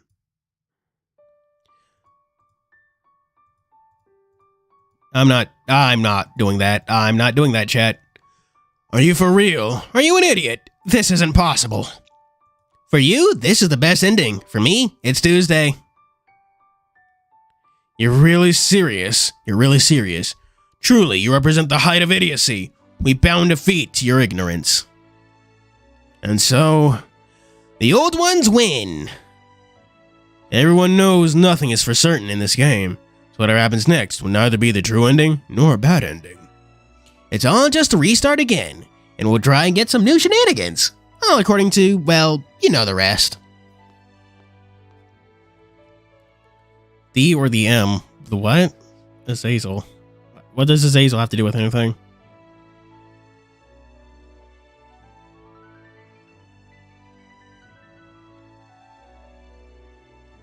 Hey you! Where do you think you're going? These are the remnants of the place in which you dwelled. You think you can stand to be here any longer? The plurality of Nodens understand. They understand that they understand what fragments of memory remain of what desperate space war they caused. When time was reversed, all the memories of all participants were washed away in the Great Flood, breaking up into their constituent parts and scattering to the shores afar. So if he should appear in Tokyo himself, he would become just another transient, oblivious to what he'd done before but equally unburdened by the remembrance of others. Azazel's into voyeurism. Perhaps we should take after you, oh great founder. Just kick back in retirement and enjoy ourselves. Yeah, it's a concrete wall cubed. It's at this moment that Nodens catches the sight of others as they head off for new horizons in search of the next conquest. Ah, I'm so tired. I could get a tasty honey treat right about now. You guys used me! I can't believe you! I was just a pawn in your little game. That really hurts, you know. Gotta admit, though, that last move of mine was pretty killer, wasn't it? It looked pretty cool, right? You were hip, you were hop, you were, oh, my pop. And if our star's feeling good and full, then I'll say your moves were cool. Why does Non-Antotep just channel his inner Dr. Seuss all the fucking time? The former rulers continue ever onward from this dead-end world into whatever unknowns awaits them next. Nodens hopes to one day discover such a future for himself as well, a future that is yet to be determined. Azathoth pokes the plurality of Nodens with his finger. Are you just gonna is this gonna be over yet? God damn it, I've been doing this for so long. Ow! Hey, what was that for?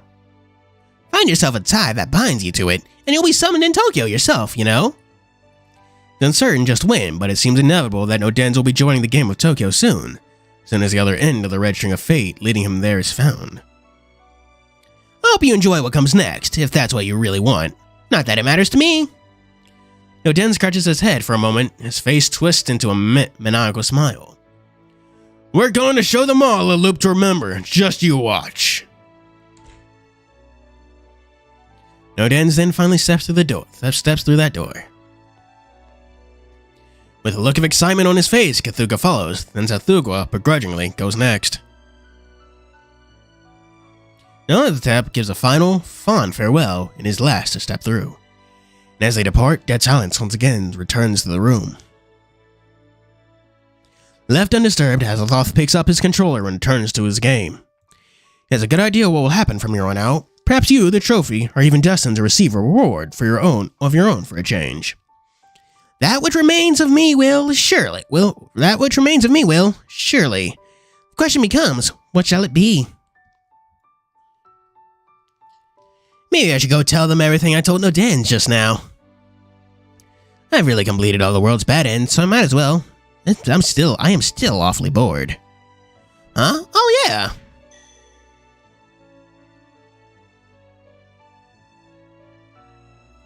Thumbs his hand up into the empty sky above and pulls something out of it. With a flash of light, a small-sized familiar appears. What? I'm bored. Play this game with me until you're called for help again.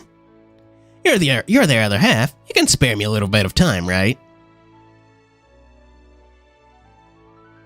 So I guess that's what Lil Solomon does while chilling out, while he's not, like, being summoned. Literally just, like, chilling out in, like, the debug room, playing video games, I guess. At the very center of the universe, a transcendental being sits and watches over everything that is, was, and ever will be. He is omniscient, but blind and inept, quick to grow bored. To help him escape from his ennui, causing a servant to keep him company. Though that is little more than hearsay, for no other being in all the multiverse could ever see this truth for themselves. It is forever ethereal, like wishing upon a shooting star.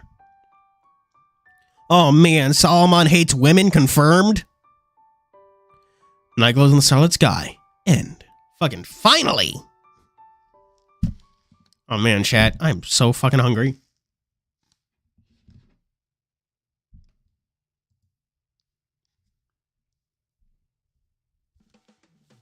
What the hell was that? You saw the loading screen change real quickly, right? It was like Alice and Jumavon, then it switched to dead.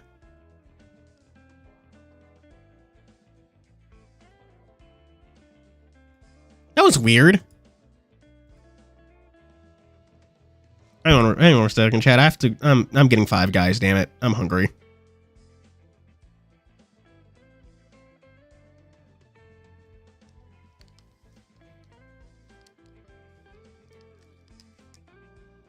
Yeah, I've never seen that happen before. Solomon hating women. Sorry, but he's a gamer. That's just it.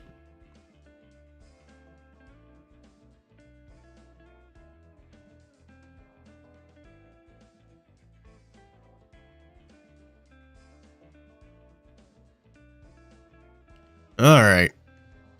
Oh shit! I have to order now.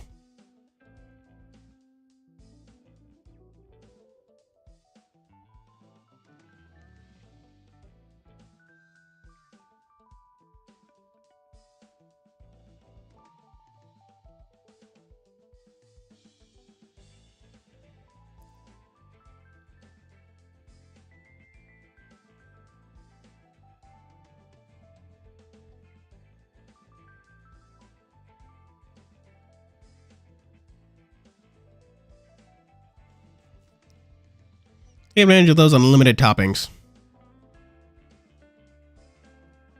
Cheeseburgers, mayo, lettuce, pickle, tomato, ketchup, mustard, fries.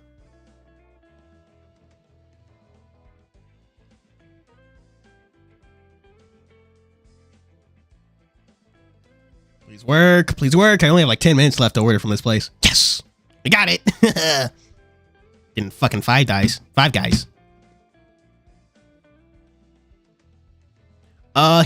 He's the reason they all went to hell in that one event, the Hot Spring of Hell event. All right, chat, who do we pick? Hang on, I can just do a poll. How do I do this?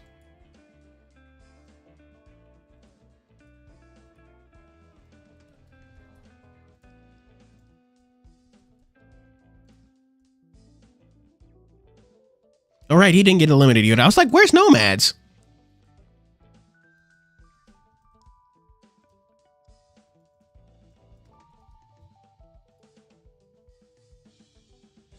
All right, we got a poll.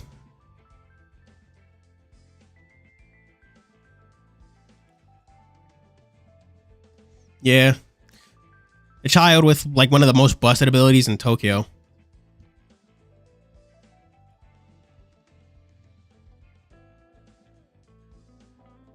Thank you, Five Guys. All right, everyone better get their votes in. There's 18 viewers, but only 11 votes. Voice your opinions.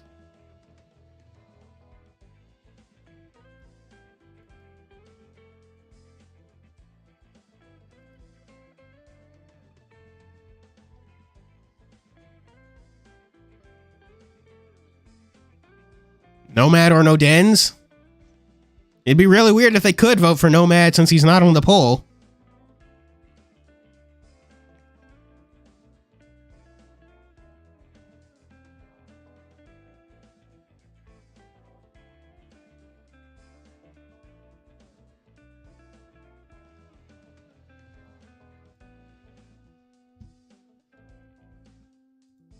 We're just doing it though, goddammit. No dims.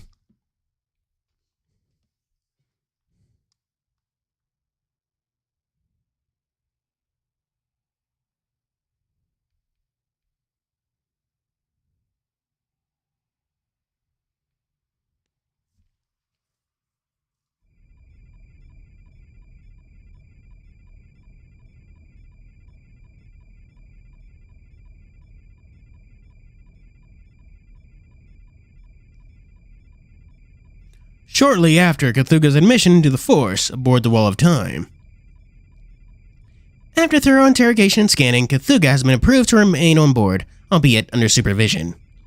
Expect him to familiarize himself with our society customs via the books in the ship's library. However, we plan to treat him as one of our own, and you are to serve as his example guide, officer. That means you're here to stay by his side at all times, not to let him go out of your sight for even a moment. Is that clear? He's been assigned quarters for privacy, but I've also arranged for a dual occupancy room for you two can share, which I'd encourage you to make use of whenever possible. The walls therein have been coated with thermally resistant material, though they won't help much against the full explosion. Do your best to get along and try not to disturb the rest of the crew, alright? I'm counting on you to set out a good example. My lovey-dovey barracks life begins now.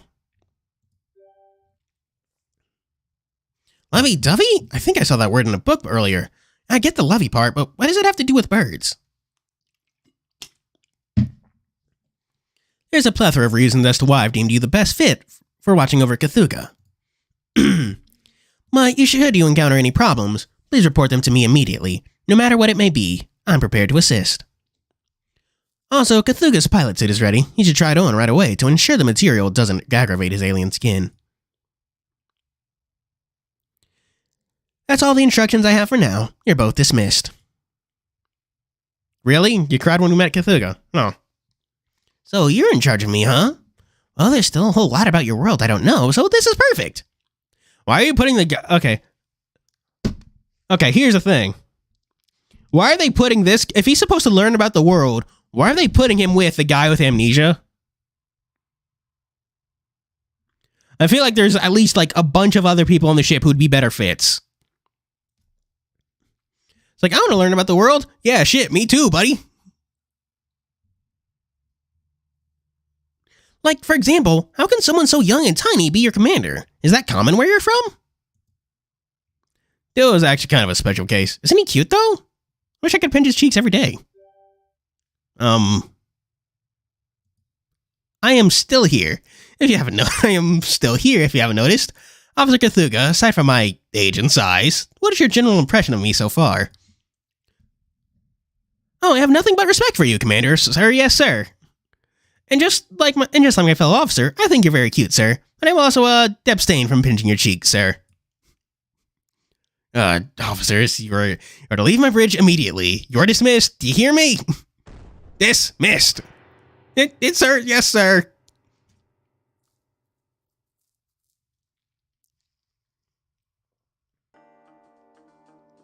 Oh, that was really scary. He's an intimidating little cutie, isn't he? Huh? Yeah, but he was blushing. You saw it. You're a little out of line, though. I hope we don't get court-martialed. Oh, you mean how his face is turning red? Is that normal for humans? I was worried he was probably ill, but I didn't want to say anything. Anyway, I gotta say, this warship is off the hook. It's super shiny and high-tech and junk. Leaves a really striking first impression. So, what do we do? Want to go to the library with me? I want to read another book. Why don't we go? Scoot in close and just start walking. Oh, what's going on? My body suddenly feels a little hotter than before. Oh well, so you want to go for a walk? Okay, you lead the way, officer. With a cheerful laugh and a bubbly smile, Cthulhu excitedly trots along behind you. Chad, I thought I saw like a spider on my wall for a second. That's why I stopped in the middle of that sentence.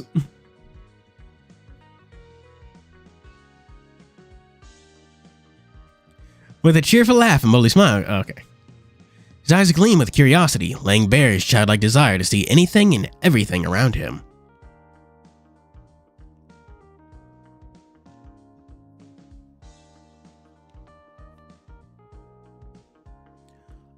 What's this room? It's super small. It's the fucking guild room. But it looks a little nicer than the interrogation room they took me to, which is kind of the same size. These are your quarters, Cthulhu. Everyone's room is this size. Oh, this is my room? Definitely smaller than I'm used to.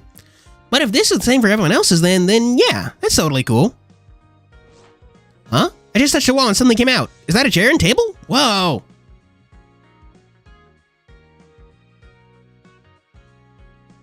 Nice! So I can sit down here and read my books from the library in comfort. Humans sure do think of everything, don't they? This is awesome! There's so many things I've never seen before! Cthulhu leans and snorts with excitement. He starts testing and playing around with whatever he can get his hands on in the tiny room. Hey look! There's an even smaller room over here! What's this? What's this one for? That's the closet. It's kind of a body washing booth. Do aliens even need to shower? Wait, so it's not like a storage closet? But a place I'm supposed to go in myself? But it's so small! Chad's over here having a nice time, I guess. Yeah, now the water's coming out! Yeah, it's so cold! What in the world is that place? Why would anyone want to squeeze into the closet just to get all wet like this? I hate water. It's cold and it makes me shiver. Humans really into the strangest stuff. Just one weird thing after another. I think you'll always be a mystery to me. Yay, my order's picked up from Five Guys, chat. You do this all the time? Not humans in general, but like you personally. Oh man, he's gonna stink. Better take a nice hot bath. Oh yeah, it feels good actually. Call this feeling good? That just doesn't feel good. When this water hits me, it kind of sizzles. Oh yeah. Doesn't matter how hot the water is for Cthulhu, it's always going to be like colder than he is, wouldn't it?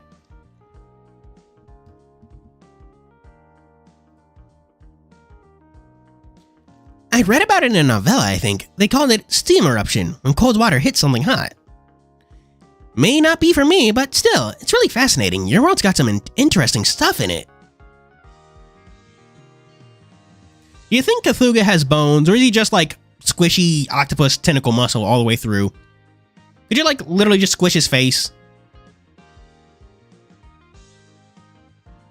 Okay, so I guess I'm clean. Why is the fucking... Oh, okay, we're good. So I guess I'm clean now? Ah, so refreshing. That's what humans are supposed to say at a time like this, right?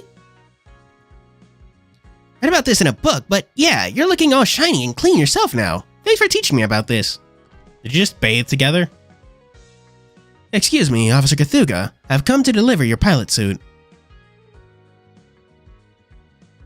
I feel like he's just squishy. I feel like you could just... I feel like he's a gerbil. If he can fit his head through it, he can fit the rest of his body. His teeth are also squishy. He just kind of gums food down. Don't worry about it. Oh, hey, that's mine. I'm gonna put it on right now. Can I? How do I put it on? Do you know how? Zippers. Yay! He's got goggles. Oh, I look sick. I look so powerful and official now, just like the captain and the commander. I like how he still has the sword and shield. Pat his head. Hey, what are you doing? Whoa, I'm getting fired up here, like for realsies. Oh wait, you mean you're burning? Let's dial the thermostat down a notch. Blowing up the ship is prohibited. Phew, that was a close call. Okay, breathe.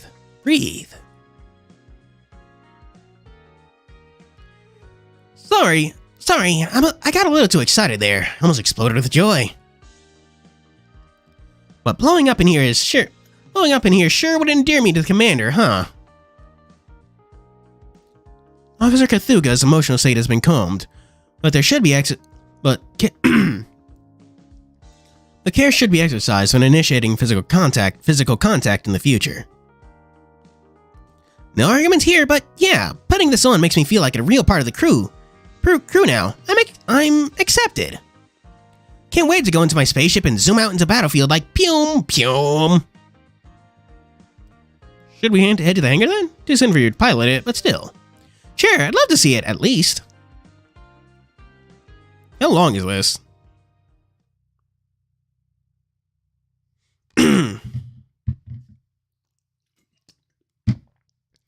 Oh hey, this is the place where I woke up, right? Everyone else is looking at me all scary. Just remembering it makes my heart race. This has been tough for you. You're really brave, though.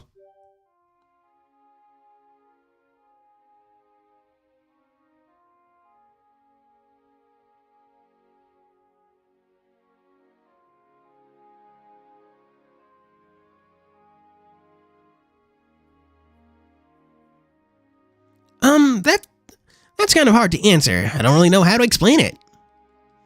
Maybe... Yay, my order's approaching. Maybe I should say, like, before, I didn't really have a definite form, you know? Imagine, like, how you feel when you're dreaming, but even more fuzzy and indistinct. I wasn't a person, I was a concept.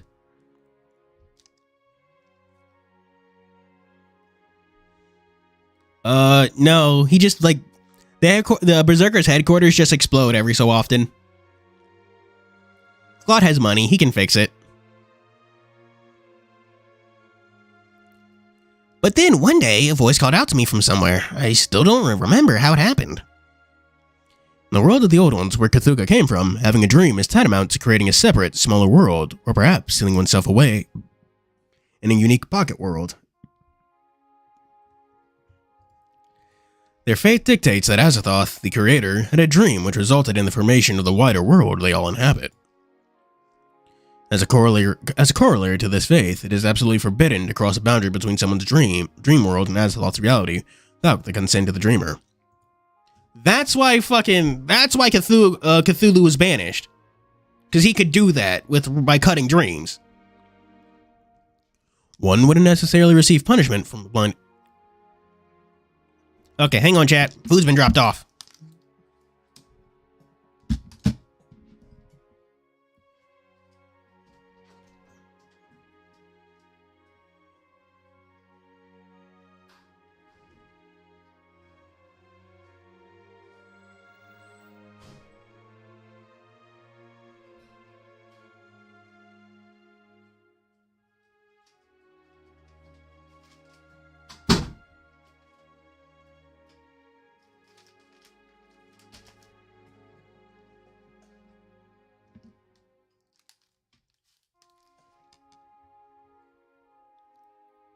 Well, okay, while Cthulhu does have explosive power, Makin is, like, immortal. It's really hard to beat someone who can, like, regen and can't die in a fight, you know?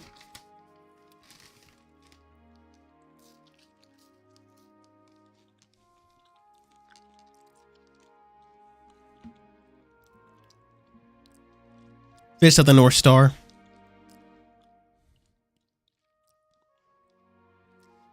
I mean, I'm pretty sure Cthulhu would just blow up and kill 10 people, but yeah, sure, he can do that too. One wouldn't necessarily receive punishment from the blind idiot god if caught, jumping dreams like this, but they would likely be cut off from his protection. Even Narlanzatap, who is present in all places, did not dare enter into another's dreams without prior consent.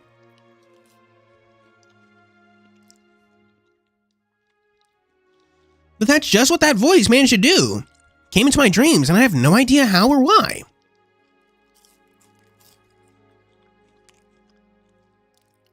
Have I mentioned how much I love Five Guys fries? I like their taste. I do hate how they kind of smell of peanuts, though. I looked in the direction of that voice and saw a bunch of figures, so I copied their shape and became what you see now. That was the first time I understood the concept of loneliness. I came to realize how alone I was. It was only then, after I developed a corporeal form, that I realized there was no one else around. Suddenly, Cthulhu's body is enveloped in flames. You get the immediate sense that this is his true essence. He is fire incarnate. He shoots up like a lonely solar flare, ready to scorch anyone who dares approach him. Reading books in the library has helped me understand that others, like humans, hate getting burned by fire. They fear it. But that's not something I ever thought about because I never knew any others. I only knew of myself.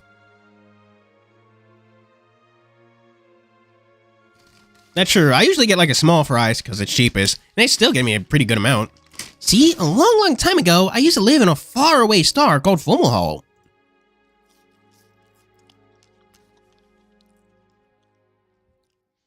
I was being kept there so I wouldn't hurt anyone. Not just that y'all guy, but anyone at all. So I had to live there all by myself, and that's the only life I knew. It's been so lonely. Oops, I missed I love you, Cthulhu. He's just whining. I can't control the flames. I'm spreading. My happiness can't be contained any longer. Oh. He does his best to quell his surging emotions, but they well up inside him like tears. Perhaps an imminent sneeze. Despite his desperate attempts, the conflagration fans out across the whole area around him. No No, it can't be. I incinerated them. Does this mean I'm going to be all alone again? Wait, you're okay? How did you survive? Was it one of those so-called miracles? Did a miracle happen?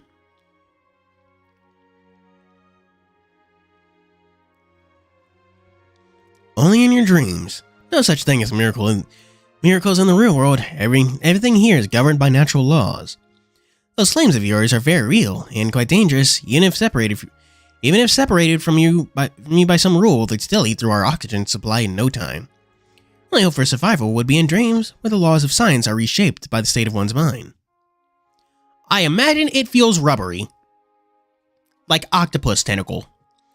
Though I was thinking of no other rule but yours, which you can sever anything from anything else, be it a physical bond or a more abstract one. As a result, if Cthulhu should wish not to incinerate others with its flames, if you had that same desire, then in the realms... Oh, that's why they're put together, so we can not kill each other. Kill everything around them. Then, in the realm of dreams, this miracle he seeks, the miracle of protecting others from himself, may just come to pass, as by all appearances, it has.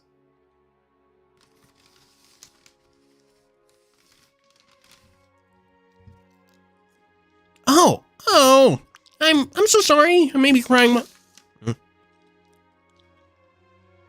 Maybe crying, but these aren't sad tears. I've always longed for this, to be able to talk with someone like this, so I'm really happy that you're here to listen to me. Right here in my chest, I feel this strange pounding sensation. I never felt this way before. It kinda hurts, I think. Wait a second, I've read about this in one of my novellas. Could this be... the power of friendship? Lovey-dovey mushy stuff for sure.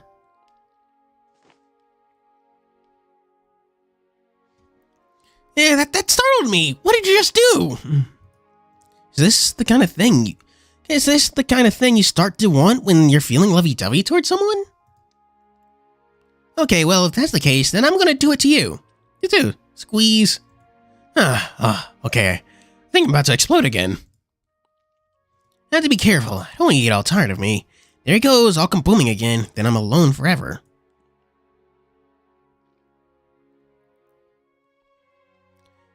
I know. How about you teach me more about humans so I have a better idea how to deal with you? I want to know what gets you excited and specifically what put you in this lovey-dovey state. Even after this war is over, I want you to keep teaching me everything you can so I can be a human expert. No, it's kind of crazy to think about, like meeting you and everyone else the way I did. What are the odds, right? I'm so happy that I'm no longer alone. Spawn with a goofy pose. Spawn with a kiss. Smooch. Oh, I read about this in a book, too. That was a kiss, right? You do it when you're full of joy and love. I'm so happy I got one. This really is lovey-dovey. Cthulhu thinks even further about what he's read in his novellas. Suddenly dawns on him that he should return the kiss. Jack, can you hear the bag? Can you hear, like, my fucking Five Guys bag? Can you hear that? I'm trying to get out of fry, but it's hard.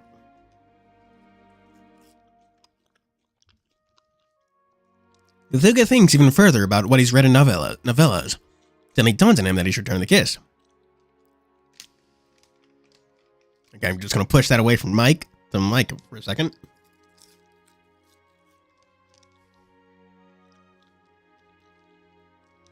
Spot where he kisses begins to feel warm, like it's about to burn, but it doesn't burn like fire. Instead, it burns with the heat of passion. And then they fuck right out in the open for everyone to see. Duo contemplates giving a lecture on, like, public decency.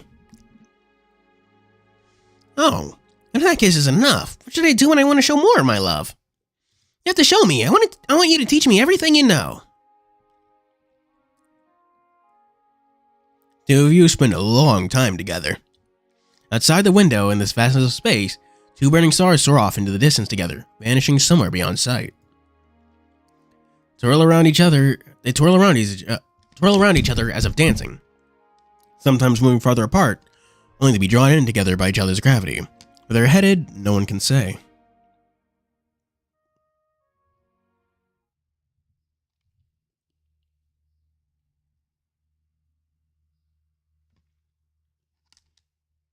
Chat, how long is Breek's quest?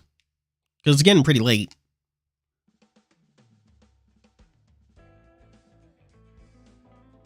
Does a fade to black from smexing? Yes, it does.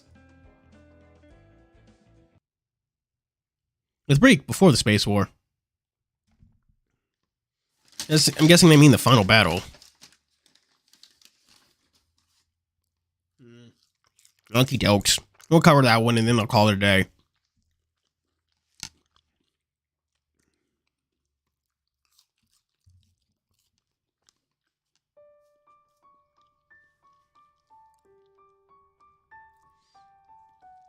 Times of war, soldiers are compelled to be prepared for battle at any moment.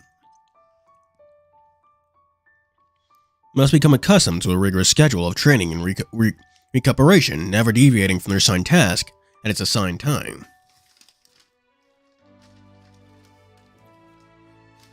Fully committed to his said regimen, he considers nothing less than his duty. Breek wholeheartedly devotes himself to this lifestyle 24 hours a day, 7 days per week.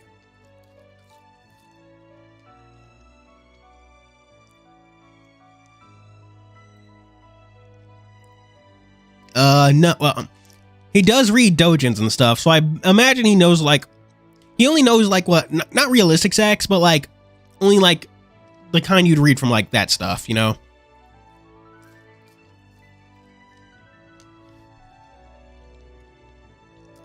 He's going to be learning that, no, spit will not work, that, like, no, spit is not enough, and you have to do, actually buy, I'm not sure how much I can say on YouTube, you know?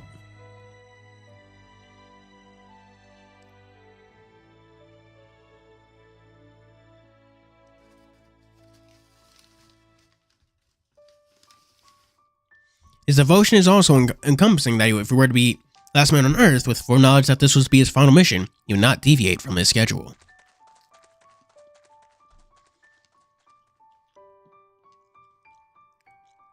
Been looking all over for you. Yo, rookie, you were looking for me. I see. Bet you're wondering what it is I'm doing here. The answer is running. Even a pilot shouldn't skimp on daily exercise. And his body must be properly trained to endure the pressures of high-speed acceleration, after all. You say like Cthulhu isn't into the NTR dojins? It can be surprisingly stressful otherwise, which usually ends with an overconsumption of caloric foods. God, you're such a fucking nerd. But it's fine, as I'm already accustomed to my daily training regimen. His body is ready for anything.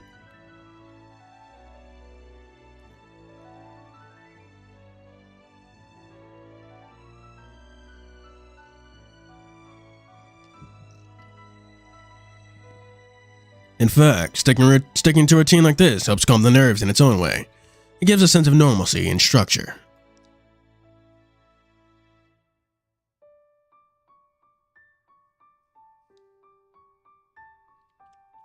Mind if I join you? That's cool, Captain. You're so awesome. I can smell your sweat.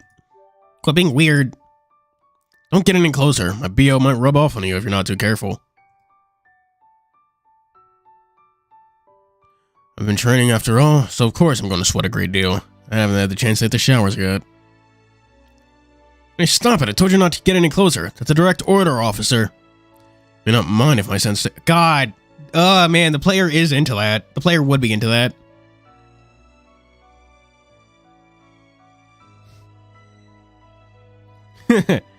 Funny tweets I can't read on the internet.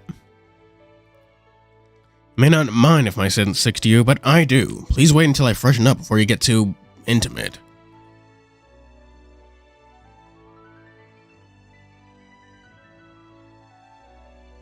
By the way, I was planning on heading into the relaxation room to cool down. Would you care to join me? You should come and relax. There's actually something I've been meaning to talk to you about, so the timing is perfect.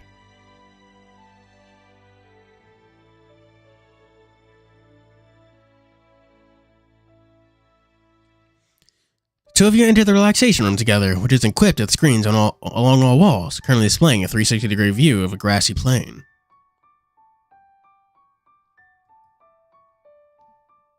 Well, we're just going to ignore chat until they get over themselves about that. It's fairly convincing and gives the room a calming atmosphere, thus the name. Breek finds a comfortable spot for himself and begins to do some stretches. is surprised at how flexible he is. He appears to be capable of adopting any position he chooses with total ease. Breek doesn't have bones either, because he's meant to survive anything. He's also squishy. This is part of my routine as well.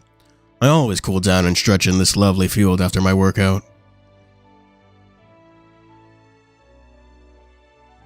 It's the final step to help me maintain my composure and agility, no matter what circumstances may arise. This scenery, I programmed it in here myself. These are all planes I saw when I tried to make my escape some time ago. You seem surprised. We've got some skeletons in our closets. Though, it's inevitable the way the world is.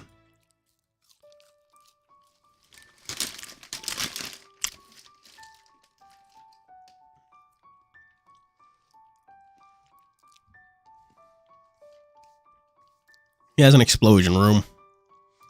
Granted, I imagine after all the game is over, okay. Even I imagine that the rent in Tokyo is fucking apocalyptic. Because keep in mind, the population is only increasing and no one's leaving. Transients and people are being born constantly, and Tokyo is walled off. Like, I get that they can use, like, magic or whatever to, like, make things bigger on the inside, but, like, rent in Tokyo must be just a fucking nightmare, you know? Even though I was born in the military, there's a time in my life when I couldn't quite come to terms with it. I did some soul searching, though, and returned to the force of my own volition, but I try never to forget that time of my life. Any view is beautiful with you in it.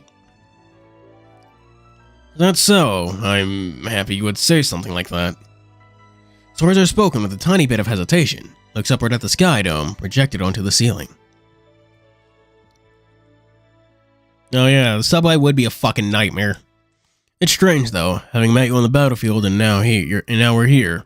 Humanity, the brink of extinction. The end day is looming large, yet all I can think about in this moment is how grateful I am to have had the chance to know you. Everything in my life had basically been handed to me directly, its environment, my comrades, even my feelings. But you weren't handed to me. You were a chance encounter. You're special. You're different. Even if I were to believe in a higher being, a God who made this, made this world and orchestrated this whole war, I want to imagine that our having met the way we did wasn't part of that being's divine plan, but rather genuine providence. I want to believe the decision I made to rescue you wasn't foreordained, that meeting you wasn't inevitable. I want to believe it because it fills my heart with warmth. It makes me feel happy and proud of my actions that day. I actually planned to tell you all this after finishing my daily training routine, not during it. So that I could put on my best face when doing so, since this may very well be our last chance to talk like this. Stare at him passionately. Oh, I'm not used to this. This nervousness is making my whole body tense up. I could throw off my whole training regimen. And I gave you a massage. No, by whom? Aren't you supposed to have amnesia? Either way, I don't see the harm. I'm happy to take you up on that offer. Massage is back with you. That's weird. That's weird. My shoulders and eyes get so tired from sitting in the cockpit for such long hours. This really helps me loosen up. That's good. This pressure feels great. You could join the medical division with talents like that. I'd love to have this kind of support service on the regular. Oh, sorry, that may have sounded belittling. I'm the one you've committed yourself to on the battlefield. We are comrades of the cosmos until the very end, so I'm thrilled to have your lovely massage as a private perk. I do believe our window for relaxation has ended, regrettably. I expect you to take the utmost care of as well in toning your muscles for the upcoming battle, officer. And prepare your heart and soul as well. Go into this fight with no regrets. Oh well, thank you. Something's holding me back, Captain. I was about to say the same thing. Seems you've beaten me to the punch. Follow me. There's something else I want to talk about with you.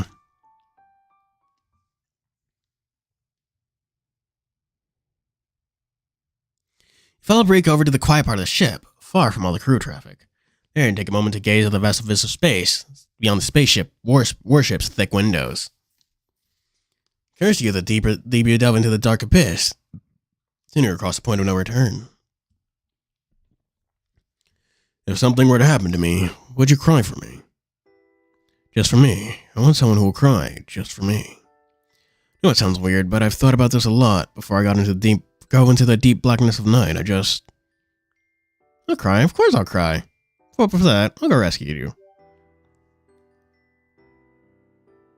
Upon hearing your answer, Breek breaks down into a big smile. It's a smile that tells you exactly what the answer he was hoping for, but may have not expected you to actually give.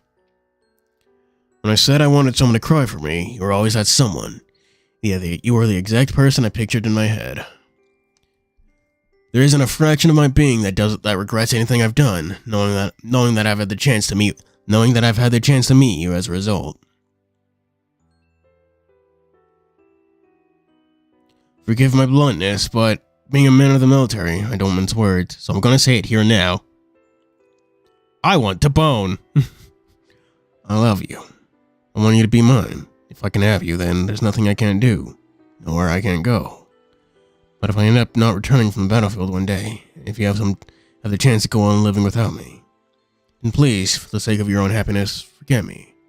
Forget me and find someone else to make you complete. Yeah, you're practically forced to take up arms with us. You must be so tired of constantly being told what to do. Even still, I just want... Close your eyes and leave the rest to him. Oh, wow! Yes. Oh, wow! We're doing well, I guess. Put your ears to my chest. Listen to my heartbeat. I want you to remember this sound. Up. Remember us standing here together. Remember me standing here in love with you. Back with all the fury of his fight, with all the fury of his fight for the future of humanity, tempered with sincere tenderness, Breek puts his teeth to your neck and bites down. Oh! It's beastly, greedy sort of kiss, saturated with passion and desire. He takes you into his strong-tempered arms and turns you another secluded corner, even further from the bridge, and walks off with you. Before you step out into the battlefield, I want you to give me your everything. Remember all of you. Oh, wow! Oh, wow! So that if after this fight you may find yourself somewhere you don't wish to be, you know that I'm thinking of you, and I'll come for you. That's what she said. I have your scent, and there's no way I won't be able to find you. No matter where you're taken, I'll come and I'll save you. It's the background it's the background for when they can't show what they're doing. She expressed against yours. Oh, okay. Your arms entwine with his. Shut off the lights and embrace each other in the darkness of that final night. Right outside the window are the sole source of light, illuminating you both from behind. Okay. And what happens next? Only the stars know. Wow. Okay. Okay.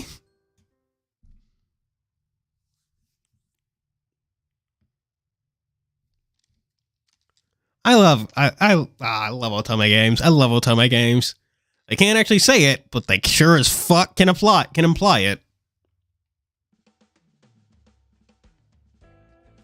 That's where I'm ending things, chat, because it's getting late, and I'm also very hungry, and I would like to eat my food.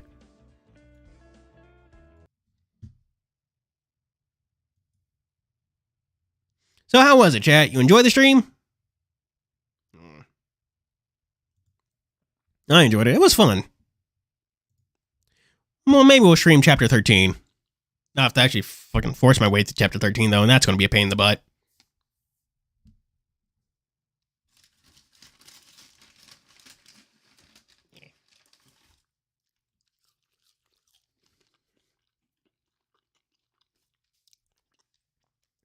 Oh, wow.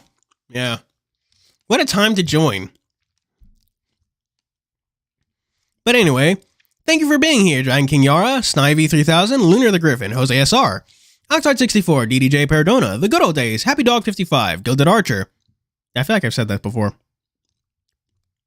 Solar Knight.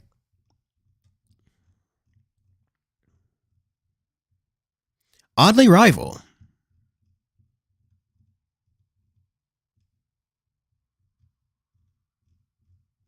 Let's scroll up. Choron. Library Owls. Let's scroll up so far. Yeah, I might. We'll see. We'll see how it goes. Anyways. I honestly should get started on the video. I want to start working ahead so I can actually like have fucking time to relax and stuff, you know? Oh, man. And KP Anthony. Hello. Man. Oh, eating is exactly what I intend to do. This is like the closest to a full meal I've had all day. And Anon. Oh, yeah, and for your hearts. Oof. Well, okay. Thing is, Anon, I just fucking hate grinding. I just fucking hate it. And, like, you grind a lot in Kingdom Hearts. You grind a lot. Take care of myself. We'll see. We'll see. But anyways, do tune in on Friday for when I play more Fuga 2. And tune in on Sunday for, oh yeah, check my community page. I made a post there. That's one of those viewer submission thingies, you know? Do check that out. Yeah. Thank you all for being here. As always, why am I using the fucking, what voice am I using? Oh, man, whatever. As always, this is your host Fury, signing out. Bye!